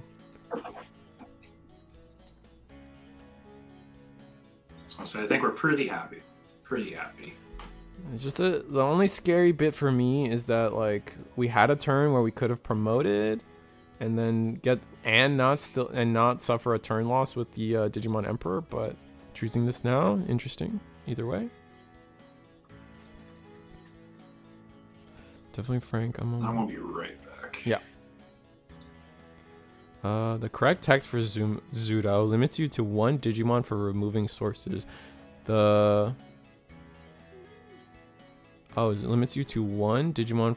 Says every 2 trash any source. Oh, so it has to be the same Digimon. Oh, I might have fumbled that too then. Interesting. Okay.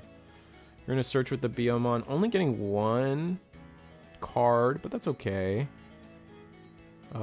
Thinking about digivolving and doing stuff now, but seems kind of not great.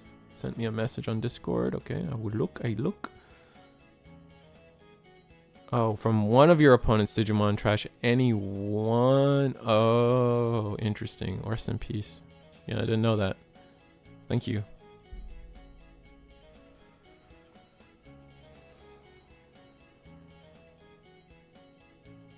Alright, so Mekamon hits the board. We will suspend it and bottom deck it. That's actually huge. Okay, that is definitely worth it. I was debating on the value of going into a level 5 here. But this is definitely value. Getting the Omekamon to the bottom of the deck is so unfortunate for Royal Knights. And then on the back of this, if for some reason they cannot deal with the Lilymon, they have a reduction of 7-8 in the back. So most of their Royal Knights, other than Magnamon, will not be playing for. Will still be passing turn. So it's got to be a good one. I mean, the only one that wouldn't pass turn is what? Oryukin?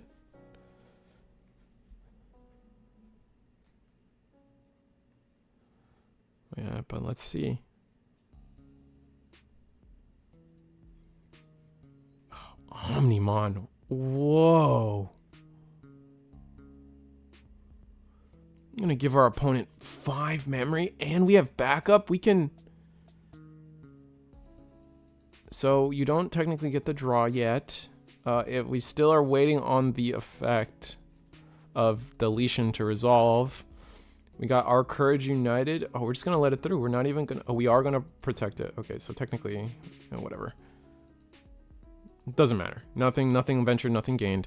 Omnimon back to the hand. Yep. And now, if you're Adventure, you get to promote here. Sure, you'll lose the 2 memory. You'll get 1 back with the Kairi and Sora. Or you just commit to, like, a really good going wide turn. Like, I see the Melga in hand. Taking a look at what our trash could provide, potentially. Love that. With Birdra our level 4, this Melga could go in for 14k plus the alliance check of whatever we bring back. So if it's Bio, we'll be 15. So we still died a lot. So maybe we do want to bring back that Birdra in trash there.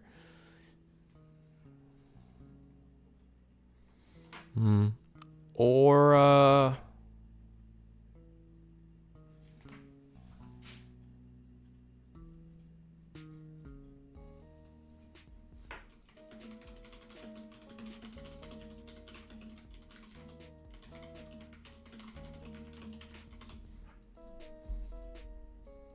Alright, so we are going to promote. We're going to lose 2, gain 1.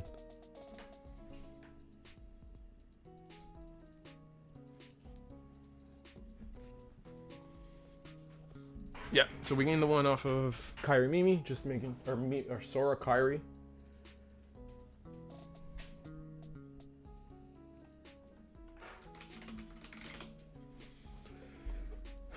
It's just with 4 memory, we got a lot we can do, so we got to double check. Oh, we're going to tap. What are we going to play? I like that. I like that a lot. We're going to give the Zudomon Alliance. Ooh, okay. So giving the Zudomon Alliance, if we have something like Melga, okay.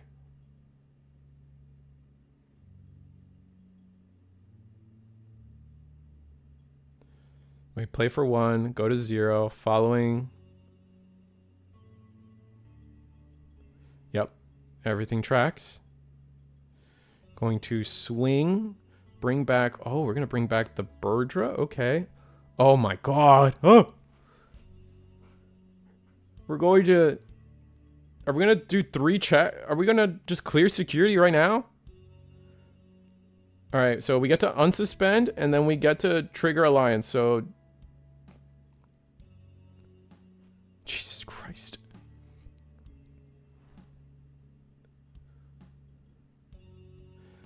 If you give it alliance, it doesn't have to attack to get it. Yeah, correct. It does not have to attack to get it. It just gets the alliance. We're definitely bigger than an Omnimon at that point. Because we are 14, 15, 16, 17. Yeah. 2 checks, 3 checks. We can go again. Yep, alliance, because we have inheritable. I mean, we just have 2 instances of alliance, which is disgusting. Oh, our security's cracked, though. 3 cards of our security were hits, which is crazy. And then end the turn with a... That's a slap to the face. End the turn with a...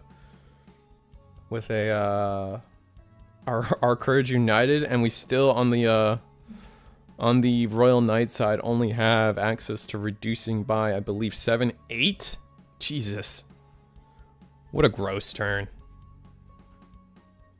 I myself am not a big fan of the Mega Kabuterimon, but I do accept that the Mega Kabuterimon does allow for some crazy, like crazily good, aggressive plays. I just, for some reason, my brain likes playing control in this deck. Can Royal Knights break free, break these cuffs? We'll have to see.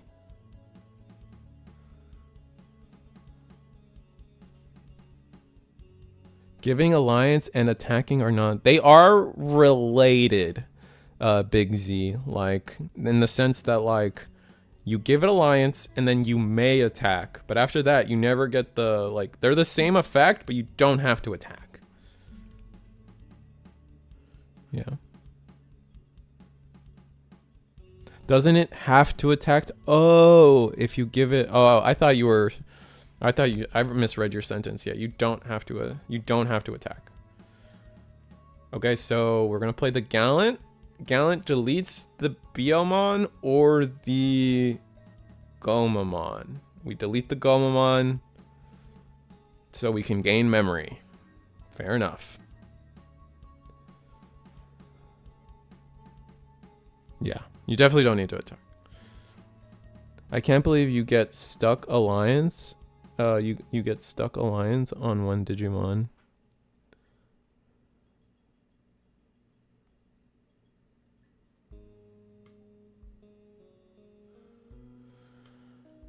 I'm going to swing again with the Gallimon. Gallimon will now delete the Biomon, giving us the option to pick anything up from trash. We don't have a lot in there, but we have the Lilymon. Yep.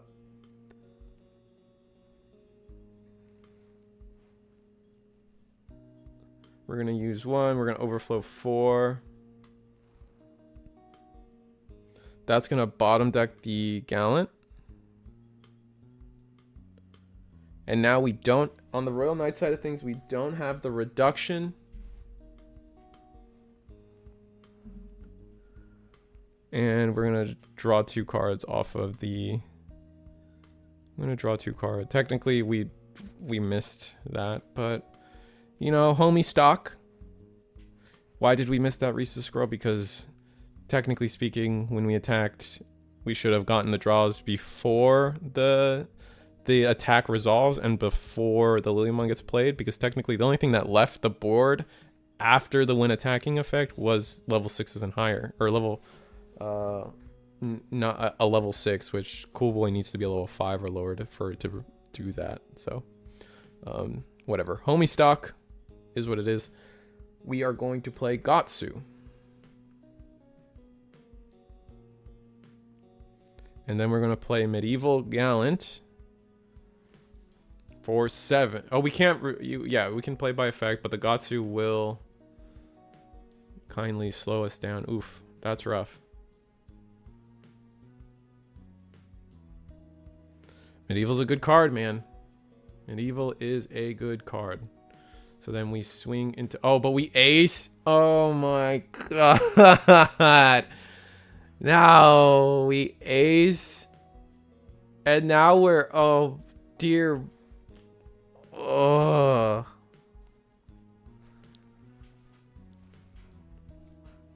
Swing for game. That's just absolutely amazing. Amazing.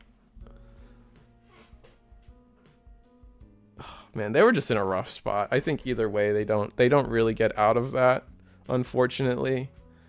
I mean, maybe is there a world Royal Knights gets out of that, like, without attacking?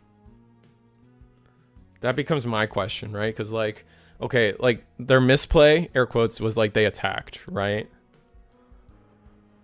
But, like, they don't attack, and then your opponent gets to sit at 7 memory next turn, right? Give or take.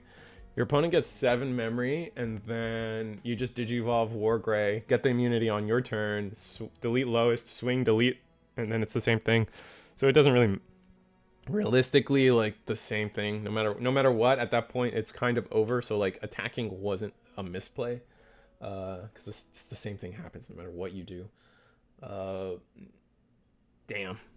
Das. He missed his draws before attacking, which could have been an out. Yeah, no, that's what I was saying, Katsujam. I was saying he got it, like, it was kind of like a homie stock, is what I'm saying. Like he did the draws late, he wanted the draws, and his opponent let him have it, and it's like, whatever, like, I'm not gonna, oh well, like, it's not a big deal. It is what it is. I think Adventure kind of had that wrapped up in the bag. You guys ever do that when you're playing against people at locals or something? Sometimes it's kind of mean, but there are times where I'm like, oh, you can take that back, whatever, you can do this, and I'm like, a lot of the time I let people take things back because I know it's not gonna matter. Like, I'm just like, I have this game next turn, no matter what you do, take whatever you want back, homie. Like, ain't mean nothing to me, man. Wait, needed to tap to even attack, never mind.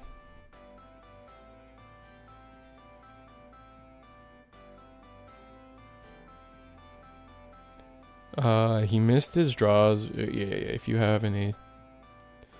Maybe just hard play the Gallant and then Alliance into the attack. Oh, yeah, but he needed the Alliance from he needed the Gatsu for the cheaper play. I see what you're saying now. Yeah, because the Royal Knights was doing I guess they did have a Digimon standing at the end there. Ugh.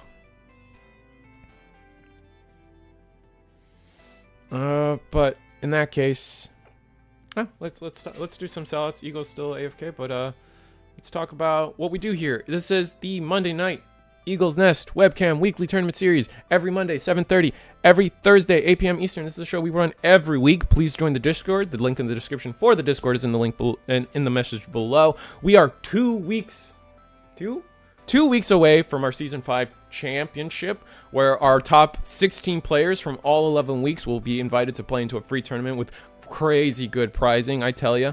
And from there, like, we're excited.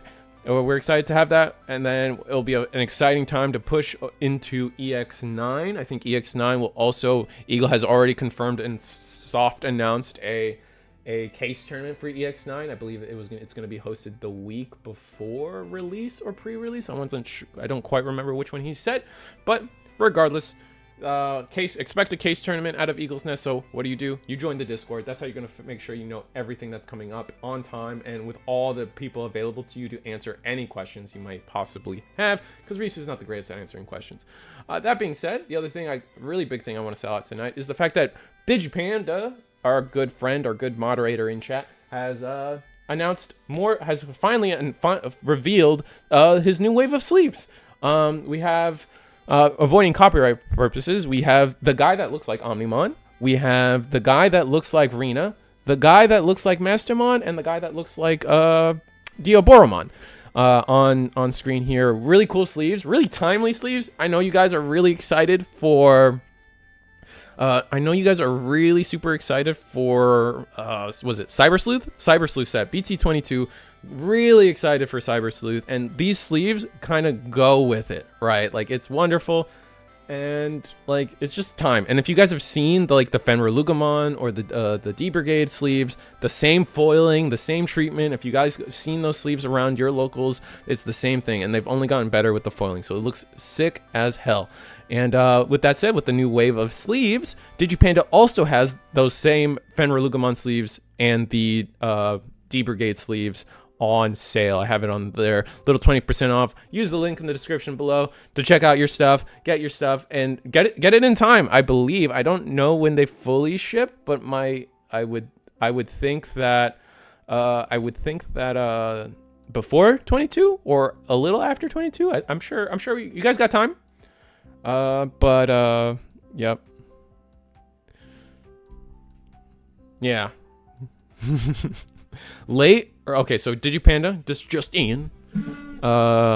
Expect these sleeves late July, early August, which is about when 22 is, right? I'm not crazy on that, because EX9 is June, so then, yeah, August should be about for 22, right?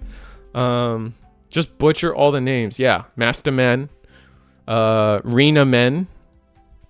Let's be real. Let's go back to this real quick. Like, you want to see this? The sleeve, that's a Rena sleeve, and I think everybody in chat kind of just agrees that's a Rena sleeve. That whoever that is in the background, no clue. Not the important part. I'm be real with you guys. That's probably most people's mindset. Getting word from Eagle that he's not feeling well, so he's gonna drop off for the rest of the night. So everybody, 07s for Eagle. Say goodbye, say goodnight. Hope he feels well. Give him wishes, get well wishes in the Discord, and thanks. Just, stop by in the Discord and thank him for all the things he's been able to do for the community. He's a Jedi. Why does that blue guy have lightsabers? He's a Jedi. Oh, that's funny. Hope you feel better soon, Eagle. Yeah, me too. And let me see if there's anything in chat. Yeah, no, that's I love sellout time. And I guess, like, the round is starting, but we do have a couple other things to talk about. Let's see. Do I have anything else to talk about? It's just become a channel member, I think. I think we're kind of low on sellout stuff as of recent. Here's the weekly webcam schedule. You guys already know I talk about it all the time. Every Monday, every Thursday, 7:30 p.m., 8 p.m. Eastern. It's Eagles Nest, and it's here, reachofthescroll.com.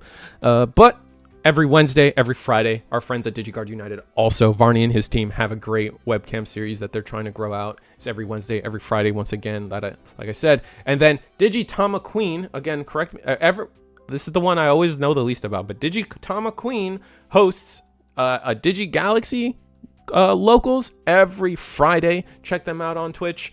Great people. I think Michael Iafrate, Mr. Blue Green Imperial at Eagle's Nest himself, the menace, tells me about how he goes, and it's a wonderful time. So I'm just using his statements on that. Every Wednesday is Gundam here on the ResearchSquirrel.com channel, brought to you by Eagle's Nest, Discord, and Judge Team, and everything. Gundam's been pretty fun. I hope you guys, if you guys are looking for it, and then just Digipanda sleeps again. So,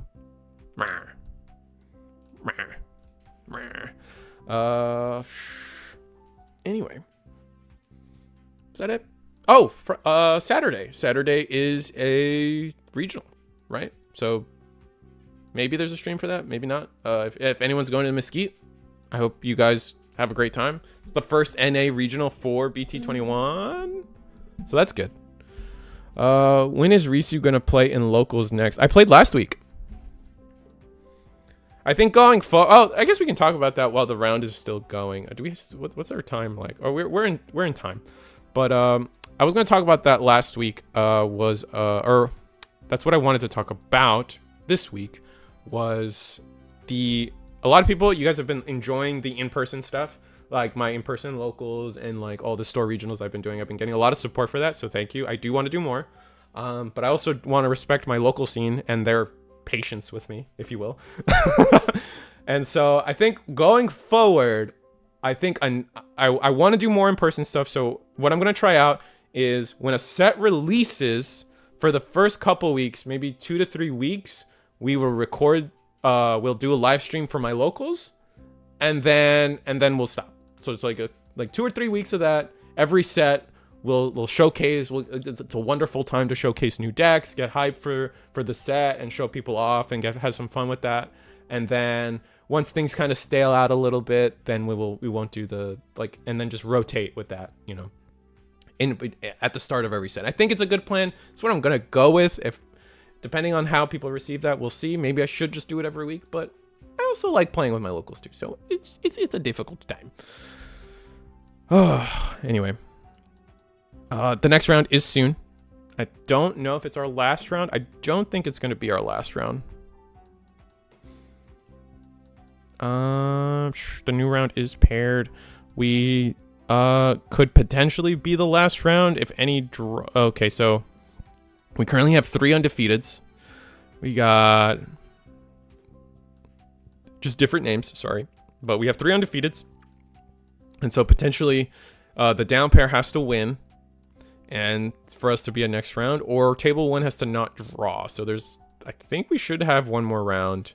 Odds are we have one more round, but we will see. Tessero's a menace, so he could just clean out the only the down pair, take it away, and then yada yada. So we got Rocks versus, what do we got here? We got Rocks. Yeah, let's do more Rocks. I think a lot of people like Rocks, which is kind of a funny sentence. Go eat rocks. Ooh, I bet you like rocks. Go have fun with rocks, dummy. I feel like I'm insulting people by saying that. That's very funny. Oh, are we doing a deck check table 1? Is that what's happening? We are doing a deck check table 1. We're gonna go to table 2. That's Tessero and the adventure player that we just watched play a little bit. So enjoy.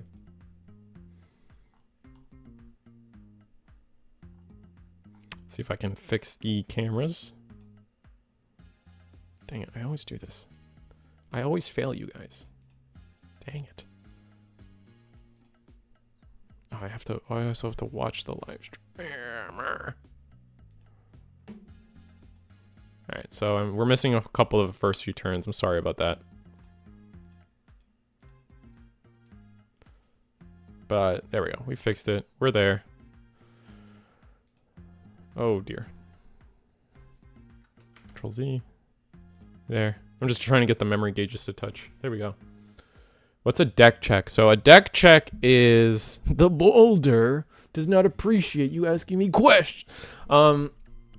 What's a deck check? Basically, the judges come in and ask the players for a deck check, and what that involves is basically at the beginning of the night, all our players have given our judge staff and tournament organizing staff their deck list, which is going to be the 50 cards that they are choosing to play for tonight's tournament. And a deck check essentially entails the judges come in, select players, and confirm and have the players confirm that their current 50 card list is in fact the 50 cards that they submitted at the beginning of the night. A random inspection on your deck to see if it matches the deck list. Thank you. You guys are so much better at saying some of the stuff than I am. I tell you, like, I feel like I definitely feel like I add like 30 extra words when I explain things. Oh man.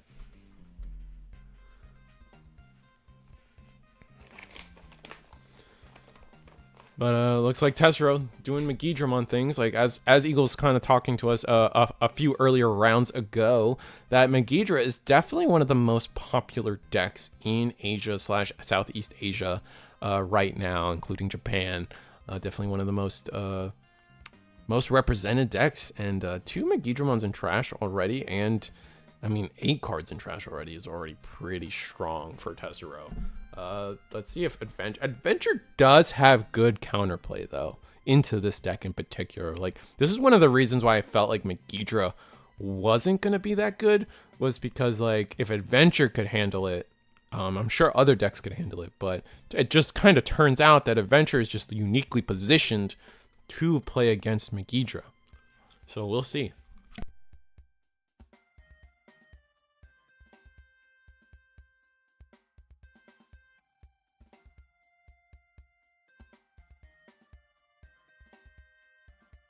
These are pretty good reveals off the top here.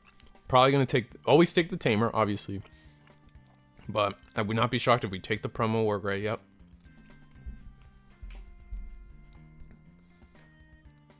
What are your thoughts on not having I wish we had a sideboard. That is TLDR, my opinion. I feel like I talk people's ear off all the time about sideboard. I love sideboard. Game should have sideboard. Enough said. You're a middle school teacher while everyone is a professor when it comes to word count. Yeah. Rox is undefeated, by the way. I do want to go see that table. So I'm going to keep my eye on. It looks like they're about to get started too. Wargrowl X helps a lot in that matchup. Oh yeah, that I bet. The only thing about Wargrowl X, the only thing though, is like Adventure has other tools, which is like the nuts of it, right? It's like the Digivolve, like from Metal Gray, can come up. The timer's that time, yeah. There's a reason for that, and it's because we're gonna go to table 1 because I don't actually want to have people watch rocks. Yeah, so table 1's now shuffling, getting ready. So I kind of just wanted to show off table 1 to you guys. I'm gonna be honest. I will get the timer set up. The timer will be wrong, so I think I'm just gonna set it to. I'm gonna just set it to 47. We're just gonna set it to this, and it should be fine. We'll see.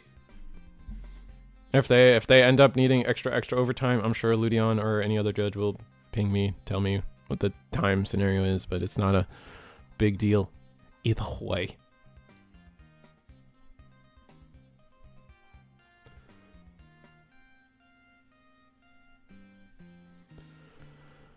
All right, so round 4 getting underway. This is our undefeated table. Tessero in the previous Adventure, for the record, Adventure was undefeated at table 2. It is Tessero with a two wins and a draw is putting him at table 1 as the down pair currently. So this is going to be, I believe, this is definitely Rox versus, I know we saw this player earlier in the day, but I cannot remember for the life of me what it was. Was it Megidra? Oh, is this the birds? Oh, this was the birds. All right, so actually this is like 2 really entertaining, yeah, lizard birds. There we go. Lizard birds versus rock lizards. That's kind of cool. Kill 2 birds with 1 stone. You think you're so funny. So rock should have it. Oh, that's true. That's true. You're right.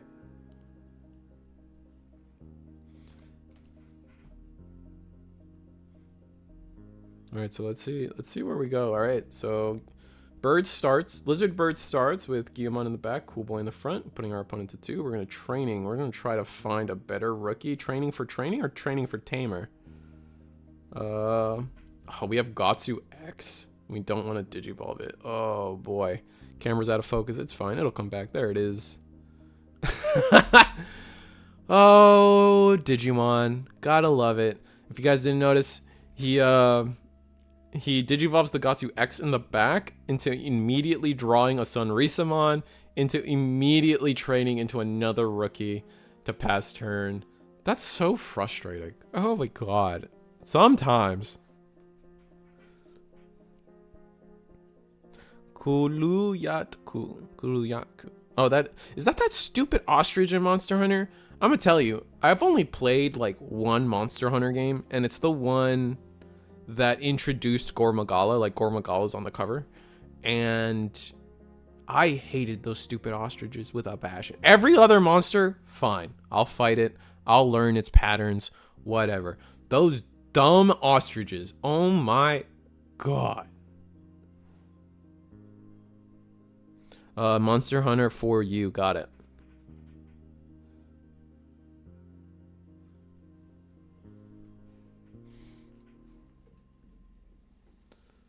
For ulted, got it. Yeah, I think I've said that sentence a lot, and I just never remember which Monster Hunter that is. It's everyone loves Gormagala, so it's just always an instant, like, people know what I'm talking about when I say Gormagala's on the cover. All right, so we're resolving the Landramon's effect here to trash resource, do some things. That's the one that introduced me to the series. Oh, okay, well, me too. I mean, technically. I think my first one was technically the one for PSP way back in the day, but I was kind of dumb. I didn't really know how to play Monster Hunter back then.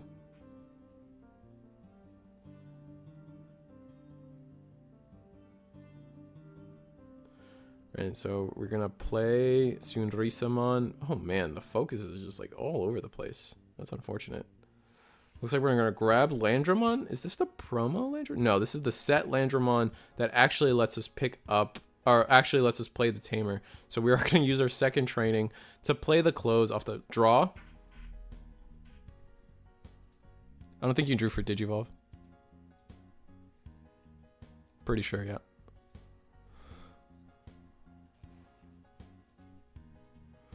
I'm pretty sure he didn't draw for Digivolve. He like training instantly dropped the close and didn't draw. I love the vertical maps in for you. Yeah, no, I maybe that's like maybe I joined in a great time because in that version of Monster Hunter, like that was the one where they introduced like jump attacks and stuff. They introduced the insect glaive, so they were all about like leaning in on like just jumping at people. We see why D Brigade tonight. Any D Brigade tonight? I've been doing other stuff.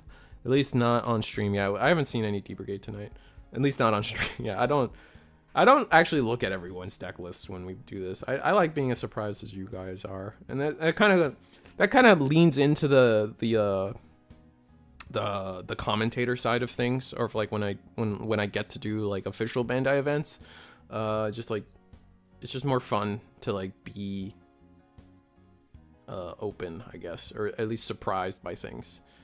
That being said, I don't know.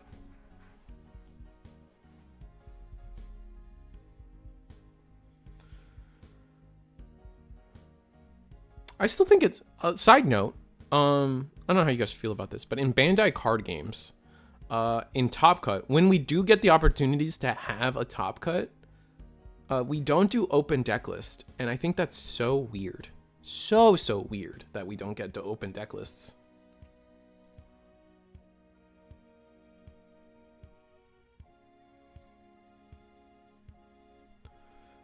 It's very unheard of, and like, yeah, no, Megidra is not Megidra. Phoenix Birds is definitely doing its thing now. Jesus Christ, that's Numemon. Is that Scramble? Goodbye, camera. Zoop.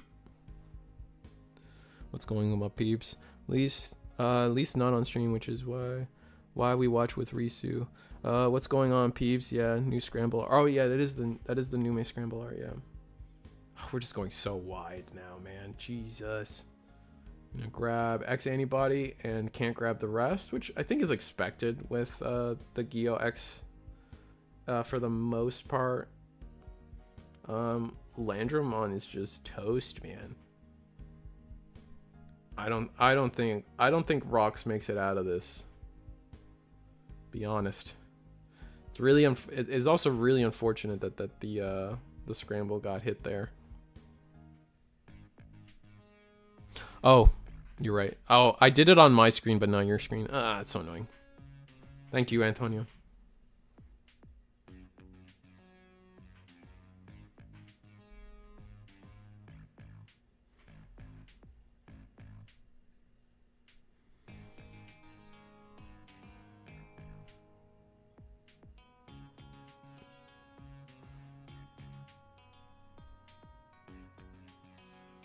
Alright, so yeah, I mean Birds is just gonna win here. We're gonna do one check, but then we burn. And yeah, this is just gonna be it. Jesus. I'm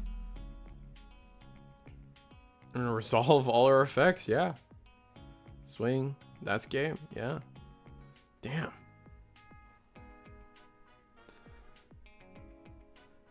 Part of me is glad that PROXYS.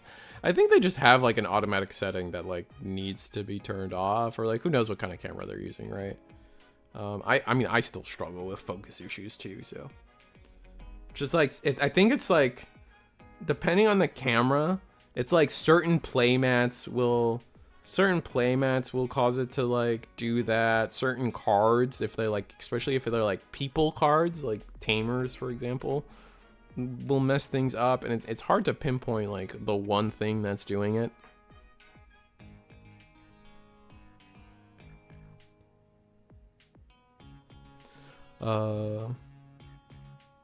Maybe it was trying to focus on clothes. Yeah, exactly. Something like that. Or like what I think like it's when like you can try to see the patterns of it. Like it's also like trying to focus on the boy. What's his name? Lou? Child Lou in the back there with Ukamon. Yeah, the sleeves.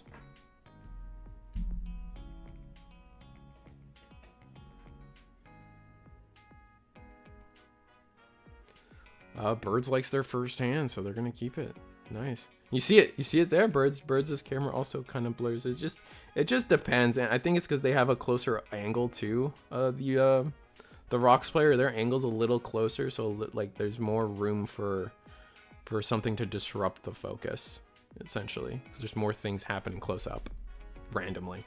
Like if he lifts his hand too high, it's gonna try to focus on his hand because we're just that close now. We're gonna play Analog Youth. Try to find a better rookie maybe than what we have. Only one hit there. That's pretty bad. Scramble. Okay, happy with just digging. Gonna grab the only thing we can grab, which was the Growl X.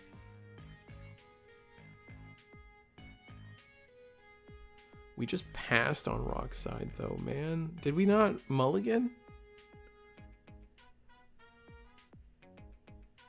Damn, I guess we just didn't. Maybe we did. We must have mulliganed. Oh, both players are struggling, but the Growl X on play, or the Growlmon on play, will give us the tempo we need. Oh boy, I think this is just gonna be a stomp, man. We go Golemon on play, Digivolves one, but that doesn't matter.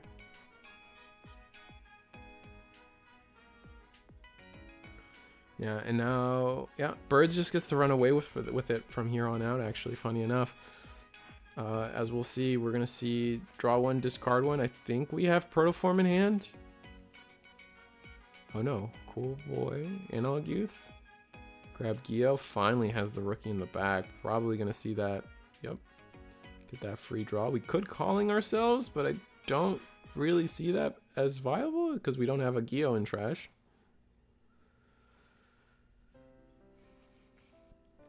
Geo and trash being required for the on deletion effect of Growl X here.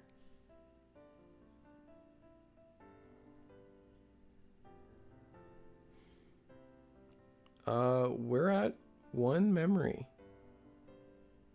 Yikes.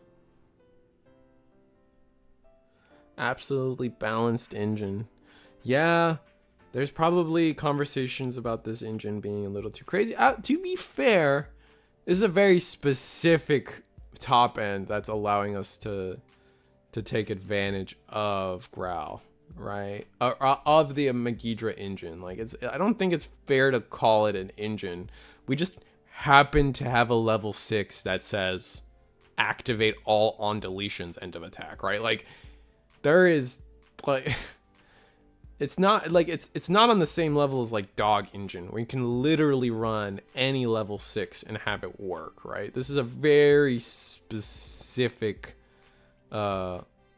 occurrence.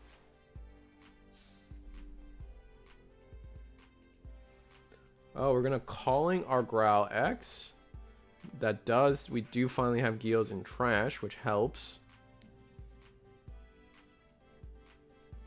Yeah, we're gonna gain so much memory. I think our first Growlmon now too is our first Growl X is now going to do a bunch of gross stuff. We're gonna get to discard 1, draw 2. Looks like we're gonna go for the Geo.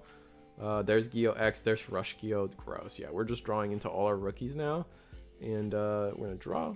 We're going to we're gonna grab Growl X. That's the only thing we can grab. And we're going to... Is there a world where, like, you play Gabumon X in this deck? I feel like there's a world you would play Gabu X in this deck. What eggs are you using? You're using the Megidramon eggs, right?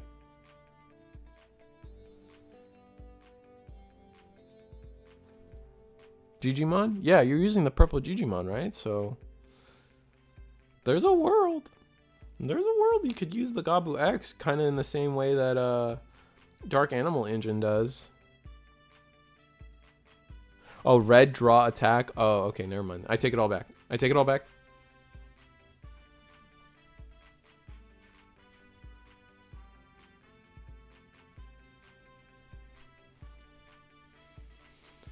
So, we establish Garuda X, give ourselves Rush, delete, gain memory off of deleting a Digimon.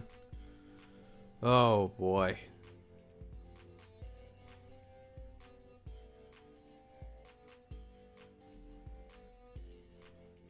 Yeah, on deletion, de-digivolve. Now we get to go into Birdra. Draw. Do we have another Birdra X? We do. Busted. Busted. Bring back Garuda X, my apologies. Garuda X. Digivolve. Do its thing. Give something else Rush, but we're not there anymore. Oh. That does something?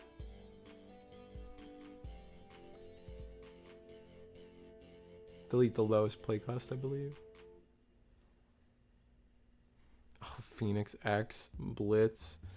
This is just gross, man. Alright. 1 check. 7 cost. Alright. Then we're going to print to memory.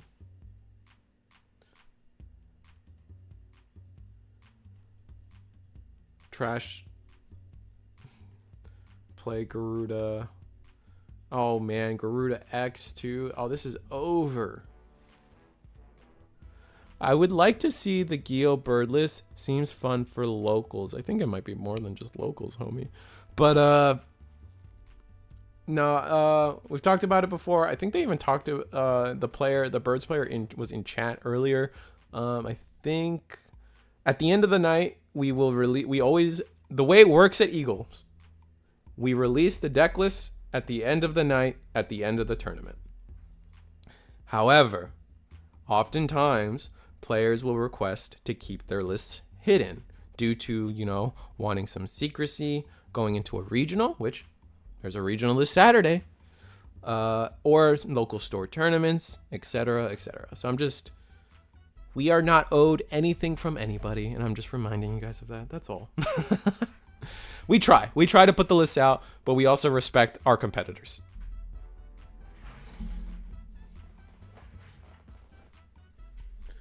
What's more gross, watching this or watching Imperial High Roll? This is gross. This is, oh my god, this Gallantmon, man. This, oh my god. This is pretty wild too, man. This deck is kind of wild, and I know someone's gonna be out there like, oh, creative deck building, and I'm like, yeah, I don't care. Let's go see if we have our next round. Watch stream.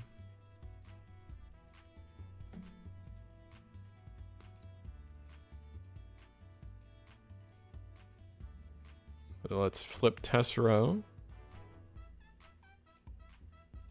And here we are. So yes, correct. Adventure has to win here. Otherwise, there is not another round. I don't know what game they are on. Remember that the timer here is not correct. This is the original. This is the original timeline where we have rejoined the original timeline. So they actually have. Okay, so it wasn't that far off actually. But we have 24 minutes. And we'll say 30 seconds on the clock. Yeah, thank you. So, pretty close to accurate, probably like 5 seconds off or so, but it's fine. This is game 2. Tessero got game 1, thank you. Adventure's pretty set up here. The only thing Adventure is missing, however, is in fact... Adventure is in fact missing the our Courage United to protect us. Tessero is the bottom player, Tessero being the purple McGeedribon player. So Adventure is losing right now. So we're going to, on play, definitely delete the Lilymon. There's no world where you delete the Lilymon and then attack into, I believe, what's his name? Which floodgate? That was Tentomon.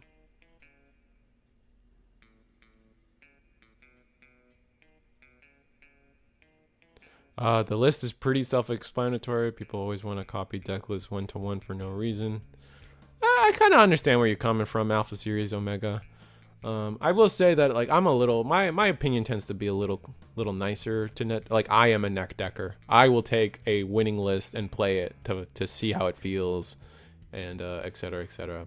But I also know what you mean. It's like, well, you just build the Megidra stuff.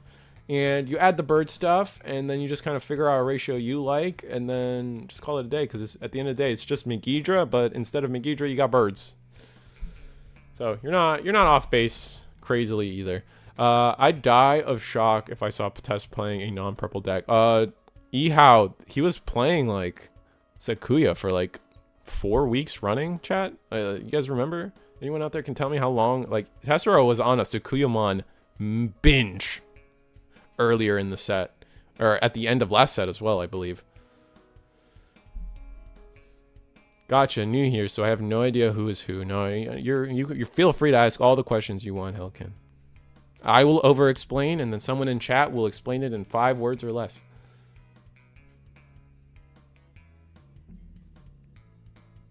So it looks like we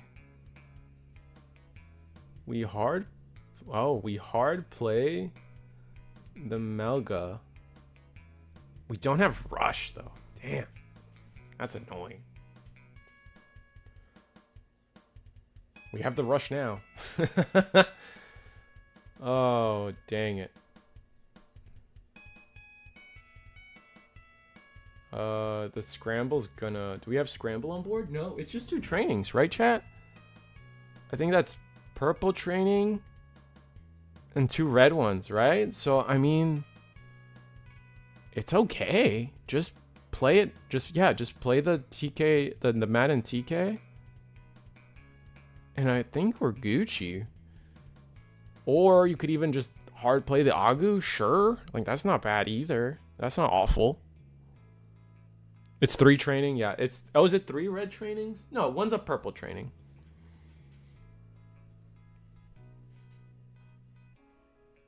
I assume a purple one since it's tucked. Yeah, I think it's purple. I just wanted to make sure it's not a scramble, because a scramble would make our decisions infinitely harder.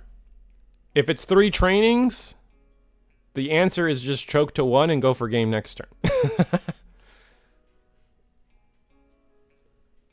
Our problems begin on how exactly do we go about getting a game this turn. We don't have any alliance. Looks like we're gonna play Grav Crush. And we're going to training Growl. Okay. Growl will delete Agu or Bu.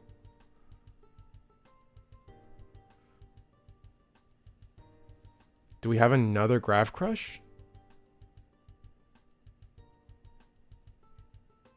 Yeah. Oh, we tried to mill off of... Sorry, I missed it too. We tried to mill off of the Growl, but it's supposed to delete something here. Growl X hits the board. Do we have a Protoform? Is Tessero perhaps playing Protoform or another Grav Crush? I mean, the answer is yes, we are playing another Grav Crush. The question is, do we have another Grav Crush? I mean, my guess is yes. Yeah, second Grav Crush. Now we can training into a 5. Oh, we just win. Yeah, this is going to be a Digmon win for sure, I believe. I think we just have enough pieces in trash. We're going to swing. We don't have an ace. Oh, that's so unfortunate. Yeah, we don't have an ace. I think maybe that's what we should have done. Maybe establish a level 5 instead of establishing what we did. We're going to block. That saves our security for now, but... Gain a memory, end of attack, delete everything. Ugh. Choke to 1 and still pulls out a win. Yeah, I mean, that's Megidra for you, man. And from here, it's kind of easy peasy, right? Yep. Double Geo, swing Geo. Yeah, I don't think Adventure was expecting Megidra to be able to pull that out. This double Grav Crush, right? Is really what we needed to stop there. We know the Adventure player is playing the Gomamon. If they just saw the Gomamon would have been absolutely devastating into Tessero. Or even then, there was a world where there's a world if we could establish a level 5 and have an ace play, that would have been great. But that's gonna be the end of the tournament, funny enough. Yeah, no, Tessero wins it 2-0. So the down pair loses, which was our Adventure player. So we don't get a round 5 tonight. A little sad, but we had less people tonight in general due to Memorial Day. So I think it makes sense. Let me catch up on chat. 1 Grav Crush plus Rush Geo and we can win. Yeah. Well, you needed 2 Grav Crush, but it definitely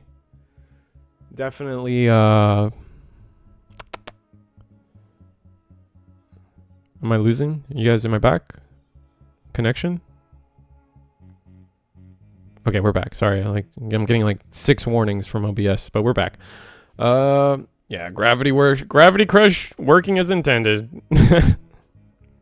Also, cat cam. You guys can kind of see that. Look at that. Cat cam. Hello. Growl X about to be limited. It's a pattern. I mean, yeah, maybe Growl X does get limited, man. I hope not. I like my Growl X in Gallant. Well, I liked my Garu X in Garuru. How about that? Last round, Tessero took it. Yep. You hear a couple of times my stream buffered and didn't know if it was me or you.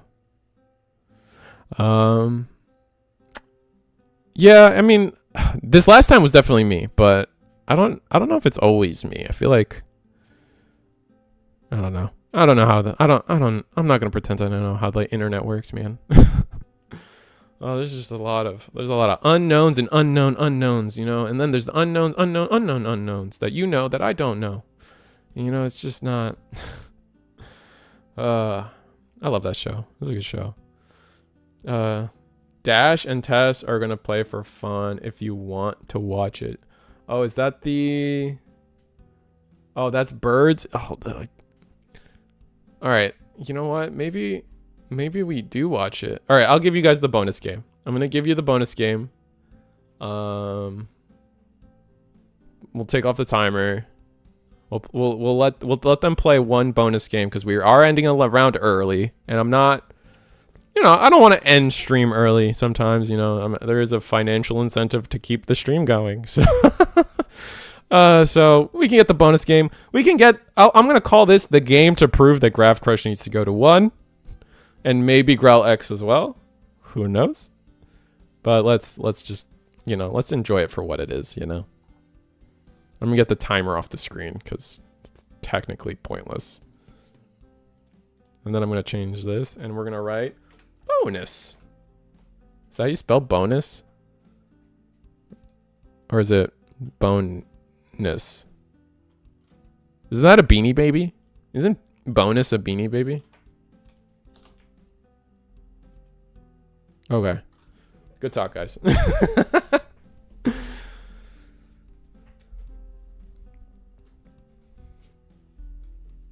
Alright.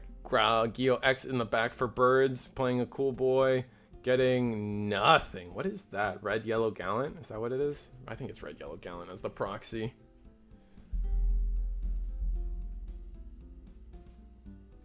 Oh, you guys still have the timer there. Let's get rid of the timer. Alright, the battle of the trainings, but Tessero comes out first.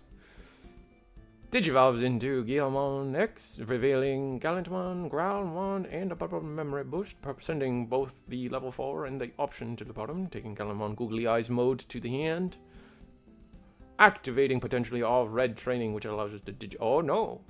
Taking it back, activating purple training to digivolve a purple Digimon into a purple Digimon. Growlmon mills 2 because it is unable to delete a 3K or 4K or less Digimon. Now, what will he do? Will he activate the offense training, allowing him to go into a level 5? Or will we see a different play from Tessero? Oh, it is the offense training activation. Going into the Growl. We're gonna mill more cards, seeing the Megidron trash. We can attack early, allowing us to do some damage to the security, but not game, not with the board state present to us. This will Digivolve will be a little extra because we get no reduction due to not having multiples of 10 in trash.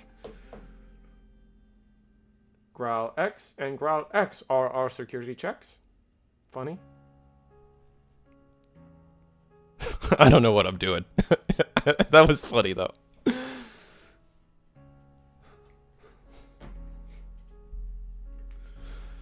Oh, I'm a trip. All right, so yeah, we'll get the end of it. We'll get the end of attack. Well, no Growl X in the stack's kind of bad, right? Because I mean, I guess we don't care this early. We're just picking what we're bringing back. So it looks like, oh, we're gonna choose the Geo X to come back. Oh no, we're playing the Geo X first. That is the first thing we're resolving. Then we're gonna get the Growl X off of the Geo search. Now we're choosing what card comes back to our hand. It is going to be the Growlmon. And you liked it, thank you. I am glad that I can be amusing. But like Phoenixmon's about to do its thing too. Growl X, ooh, well, we don't get our own effect there, unfortunately. Having to do that kind of bites.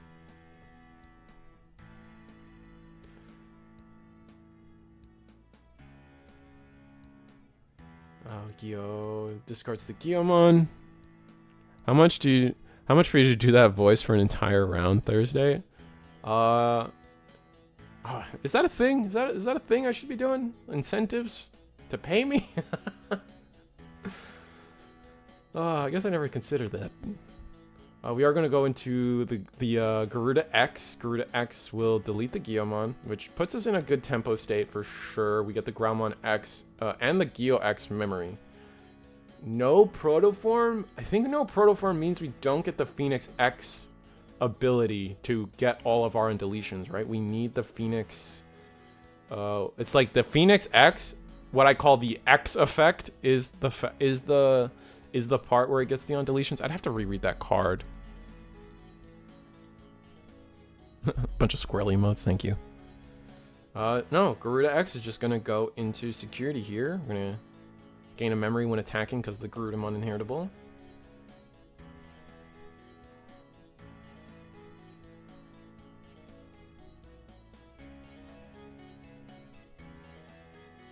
And GeoX to pass turn. We're in a pretty solid spot. We got all the tempo we needed. Tessero did their damage, but they have no response. I mean, there's a world where they Grav Crush, right? There's definitely, I think at this point, there's probably 20 in trash in both players' hands. But with no trainings, I don't see us having the same comeback that we saw with the Gallant Mon player. Unless Tessero's hand is literally, like, it would have to be like 4 Grav Crushes plus Jack Raid.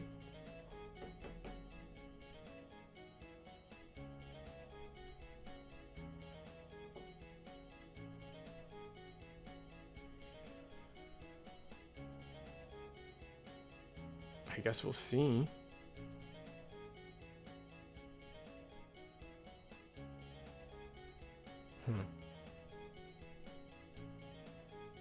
Tessero's just gonna... Tessero doesn't have trainings and stuff. Is there an out? What kind of out could we be looking for? Grav Crush to 3. That lets us play... That places a Geo. Maybe we Digivolve? No. 2 Grav Crush puts us to 5. We can play a 5-cost champion if we have one of those. I'm not sure if any of them are 5-cost. I think the Growl X is definitely 6. I don't remember what the normal Growl is at this moment. Training. Choke to 1. Okay. Just seeing like what are... we do have a 5. Funny enough, we do have a 5-cost level 4. Revealing it right there. Garudamon just probably wins this turn? No. Without the Garuda, we've already seen that they don't have Garuda X in hand, which is pretty bad. And then no X effect, essentially. We are going to attack to gain a memory, though. Training. Ooh, this is... Yikes. To say the least. Mill 2. Nice. Growl X. Alright, good, good. We want to see this. We're going to draw. And then draw, discard. Finally see the Protoform. A little late, but still not seeing Phoenix X. Geo in the back. Still not seeing Geo Phoenix X. Statistically, you would see it by now, surely. But unfortunately, it is not the case. Giving Tessero that second Protoform probably means we're dead next turn. Funny enough. Actually... Oh, that's not actually the case, because, I mean, Tessero could, there's a world where Tessero plays around it, but it's not going to be as easy as just what we saw with Adventure last turn, because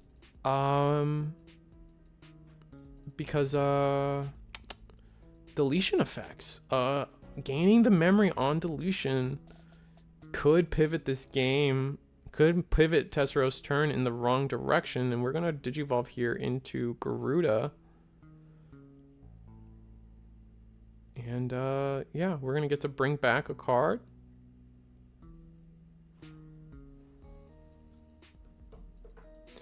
Can we see the birds list after? Yeah, it's going to be if they wish to share it. I'll stay. So I'm sure someone's going to tell me at this point.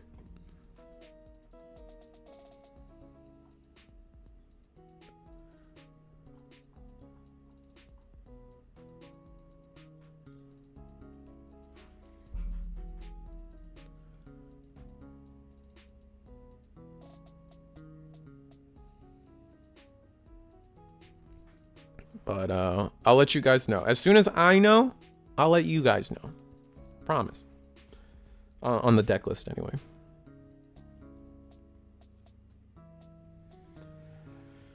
All right, so it's Tessero's turn. Do we have Graph Crush? Like, if again, it comes down to like if we have the line in Graph Crushes, we win the game. And I know Tessero definitely has Growl and Growl X in hand. The question becomes, do we have not only do we have the Graph Crushes, but do we have GeoX? GeoX could be a really good, helpful bridge here, because getting the extra draw, potentially that's another Graph Crush we draw into, etc., etc., etc. Just like daisy chain from there, right?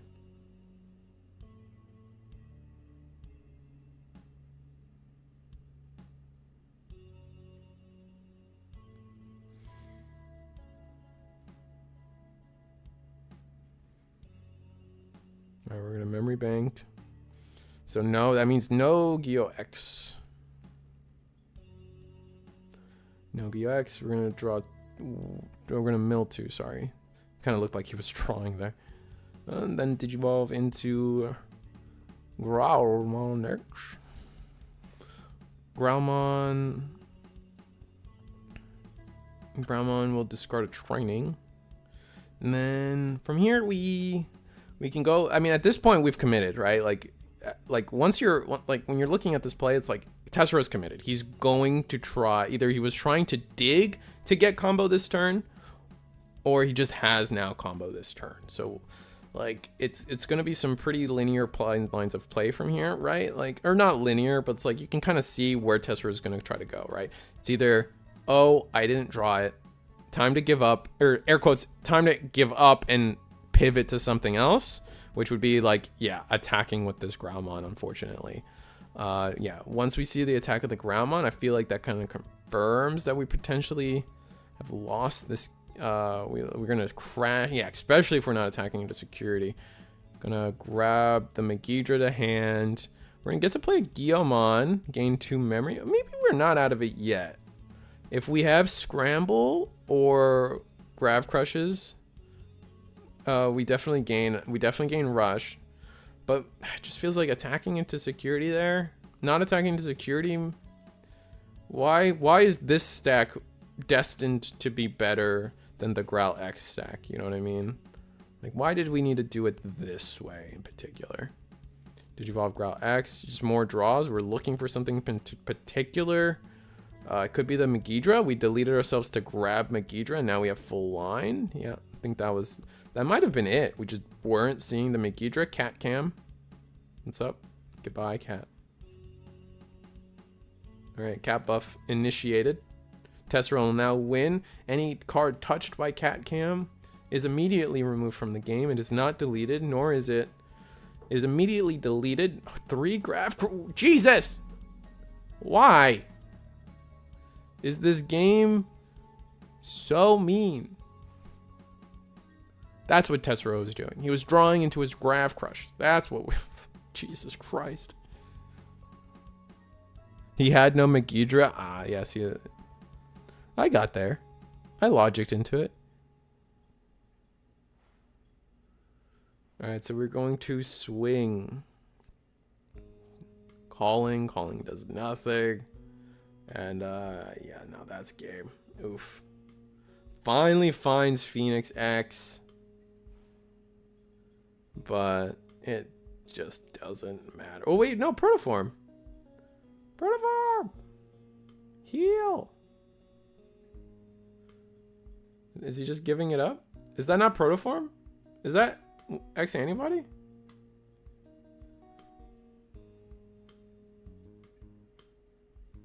Am I dumb? Yes. Oh, Proto gets trashed. Okay. Okay, yeah, because he did 2 checks. Proto gets trashed, and it's Geo for game anyway. Yeah. Grav Crush, triple Grav Crush wins the game again. Yeah, true. But gets yeeted by Growl. Yeah, fair enough. Alright, so...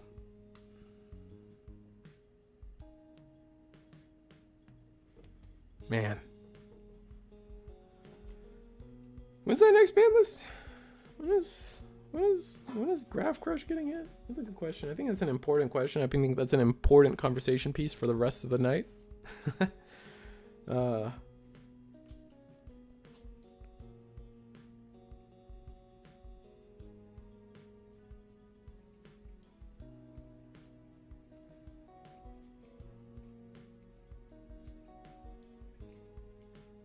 It is probably, like, in serious conversation, I do think that it's probably, like, Graph Crush is getting hit to 1 for sure, just because, like, that's the pattern.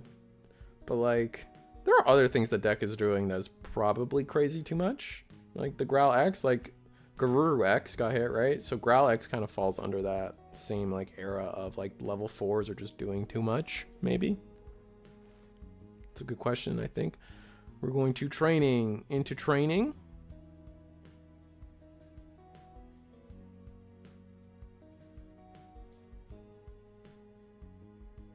Yeah, just do it again. We have triple training in hand.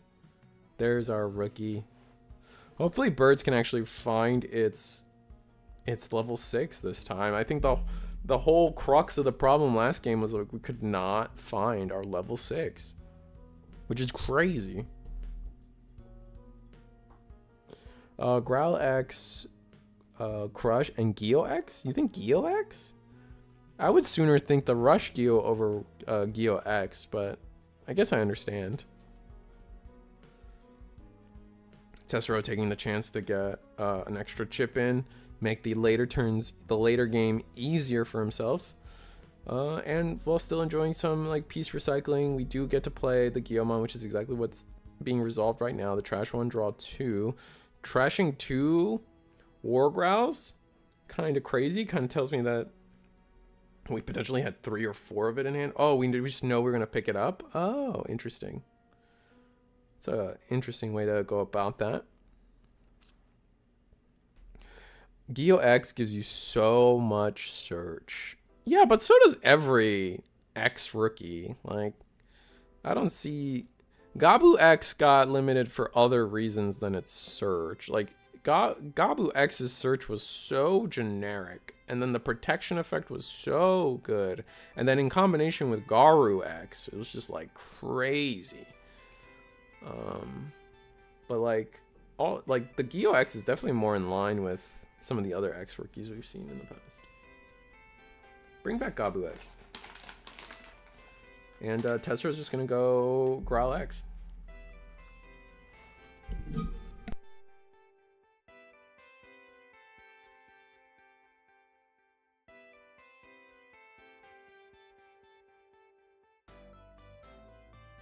I think Tessero wins this turn.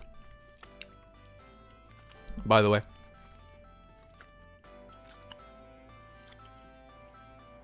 It depends on how many Graph Crushes we have. But I think Tessero wins this turn. The thing that would stop him is Megidramon Digivolves for too much, but I don't think it's going to Digivolve for too much. We have Ted and Trash. The Megidra will get reduced. And then we have memory gain. We have 2 memory gains. So we need a Graph Crush. We need only 1 Graph Crush, which we've already seen the ceiling of playing all 3 in a single turn. Oh, did we bottom deck 2 Graph Crush?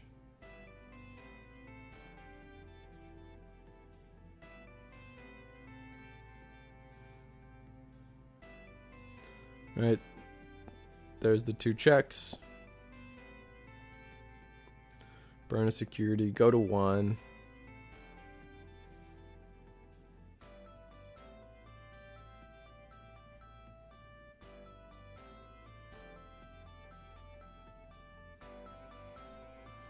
No memory. No. See, like, so now. Oh. So we weren't able to find Graph Crush there. And so now there's, never mind. I guess, yeah. So Tessero doesn't quite win because we didn't manage to keep turn here.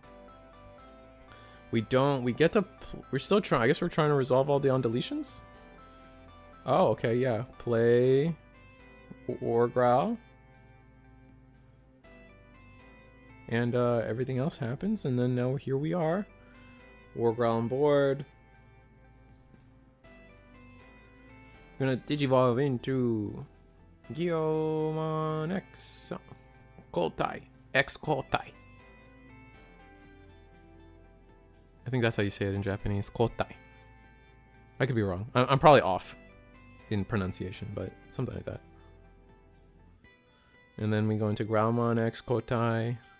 Cat Cam, round 2. He's coming. Watch this. Cat Whisperer Risu. He's gonna see it happen. Yep. What'd I say? This. I saw the little runt on the floor. I knew what he was up to.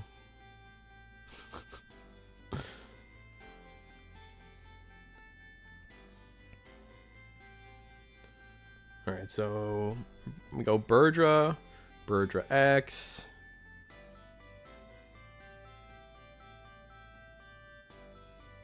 That's going to delete us. That's going to give us Birdra X back.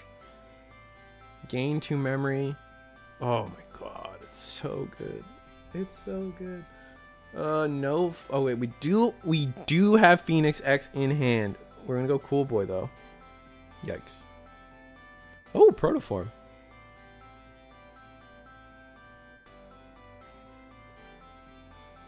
Grav Crush. Oh my god, the Protoform's such a good find. Because now we can go Protoform, Phoenix X. Oh, no. There we go. There we go. Oof. Woof. That was almost crazy. Yeah, that makes more sense. Because we went to 2. Swing. Gain a memory. We're dead. We died.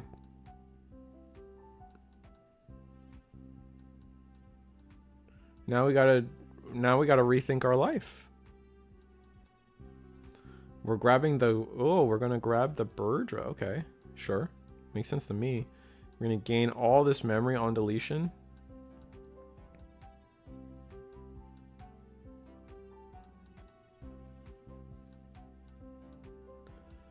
Oh man.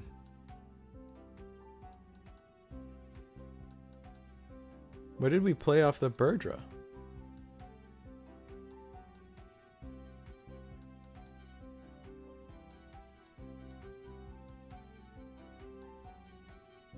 Oh, we couldn't play anything because of the... Oh, there's Garuda. Oh, we still got this. Check this junk out. Garuda X. Bam. Digivolve. Draw. Gain a memory. Play Cool Boy. Digivolve Geo X. Draw. Gain a memory. Training into the big bird again. Draw. Gain... I'm joking.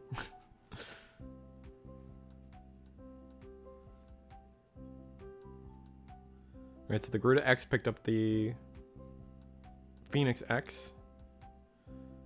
Ooh, double Phoenixmon to the bottom. That's rough. Grav Crush is still in the stack. There's Geo X. Nice. Draw off of Geo, or off of Cool Boy, then search. Rest to the bottom. I don't really think we have much searches left. Counting cards.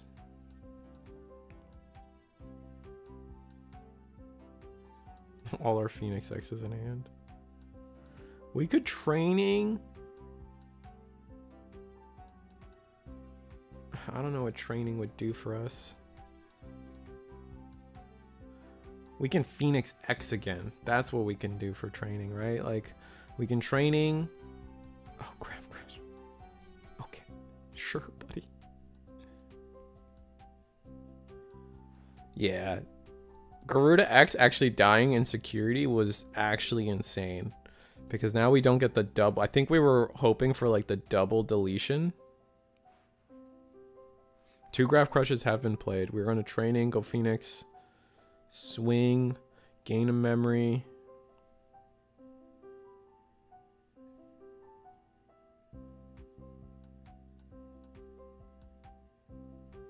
Delete our own Phoenix.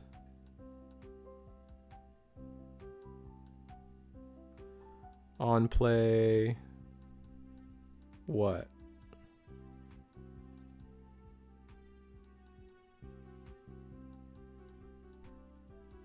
What's getting on played? Oh, do we not have another? Rip.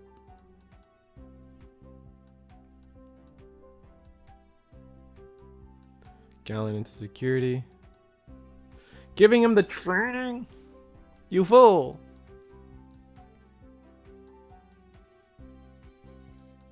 That bites. Legitimately. We're gonna scoop it up. We're gonna go game 2, I guess. Yeah, I think what were we? We just didn't need to die. If we didn't die in security, I think so much more happens there because we would get 2 resolutions of all those Phoenixmon on deletions, because the game plan is definitely. Oh, test row 1 game 1. Was that really game 2? Oh. Huh. Oh, I thought there were... Okay, well, somehow... Oh, you know what? I remember now. We were just talking about how Protoform gets trashed or whatever. Whatever. My bad. Anyway, I hope you guys enjoyed the bonus game. That was fun. Sellouts, I guess. Every Monday at this fine institution, we play at the Eagles Nest Webcam Tournament Series. Every Monday, every Thursday, 7:30 p.m. Eastern, 8 p.m. Eastern, sharp, I tell you, is I say a wonderful webcam tournament for the Digimon TCG card game. That is the trading card game, TCG. Join the Discord below if you want any more information on how to join, play, or watch these streams every week, every Monday, every Thursday. I'm good. The other sellout we have tonight is I am wonderful friends with Digimon, Panda, the content creator. The Digimon Panda merch is available to you for the new Cyber Sleuth BT22 sleeve series, where we have Digimon that highly resemble Omnimon, Rainamon, Mastimon, and Diaboromon, but they're not quite. They are legally differentiated by at least 4 different ways to avoid any kind of copyright situation. But if you are a fan of the old sleeve stuff, we have provided you a nice 20% off sale on the original Fenrirlugomon and the Brigadramon sleeve set. So if you are a fan of Digipanda or myself, use the link in the description below. Get yourself ready for BT22. And with that said, there's also the weekly sellouts. Where is it? Oh, here. Become a channel member, as always. You guys know how it is. And I appreciate it every time you guys do it. But every Wednesday, every Friday, DigiGuard United has got you guys covered with another weekly webcam series. So if you guys are looking for more Digimon content, check them out. Double feature on Friday with DigiGalaxy, hosted by Digitama Queen. And then every Monday, every Thursday, you guys know it. Every time I say it, it's Eagles Nest. It's where it's the one true joy in my life every week right now. Gundam every Wednesday. If you guys are interested in the Gundam card game, we are running a show every week. We are running tournaments every week, and the scene's only growing, and the game is about to come out. I might need to start putting a slide on this, or changing this slide to say, like, this game's coming out, and it's like in a week or in a month or something. I think it's like July. Tessero probably will tell me when the Gundam card game comes out. It's fun. It's definitely a fun card game. I don't think they have a tutorial app yet, but it's very simple to pick up. If you play Digimon and maybe Magic or One Piece, like if you play most of the Bandai card games, Gundam is really easy to pick up. Only new mechanic realistically is pilots and how pilots kind of interact with Gundams. But after that, it's a pretty simple card game. So yeah, no, I got nothing else to say. Hope you guys enjoyed the bonus game. That was fun. I didn't expect to have that. Everyone wish Eagle to, well wishes, I guess is the sentence I'm going to go with. He did have to drop out midway tonight due to just not feeling well. So 07s to him. Ping him in the Discord. Hope he gets better. Wish him well. And yeah, no, I think we're good. Wednesday, Gundam. Thursday, Eagles Nest. You guys already know me. No in-person stream this Friday. Like I said, I'm going to start doing those at the start of a set, and we'll see how we go from there. Maybe you guys really do just love it, and I do it every week. But I also have to respect my local scene's mental health. We're going to go with that sentence. That being said, I hope you guys enjoyed tonight. I had fun tonight. You guys had fun tonight, I hope. And good night. See you guys next time. Goodbye. Goodbye. Goodbye. Good night. And I don't know. What else I got to say? Was Lilo and Stitch good? I don't know. Was Thunderbolts good? I heard Thunderbolts was good, but Anyway, good night, guys.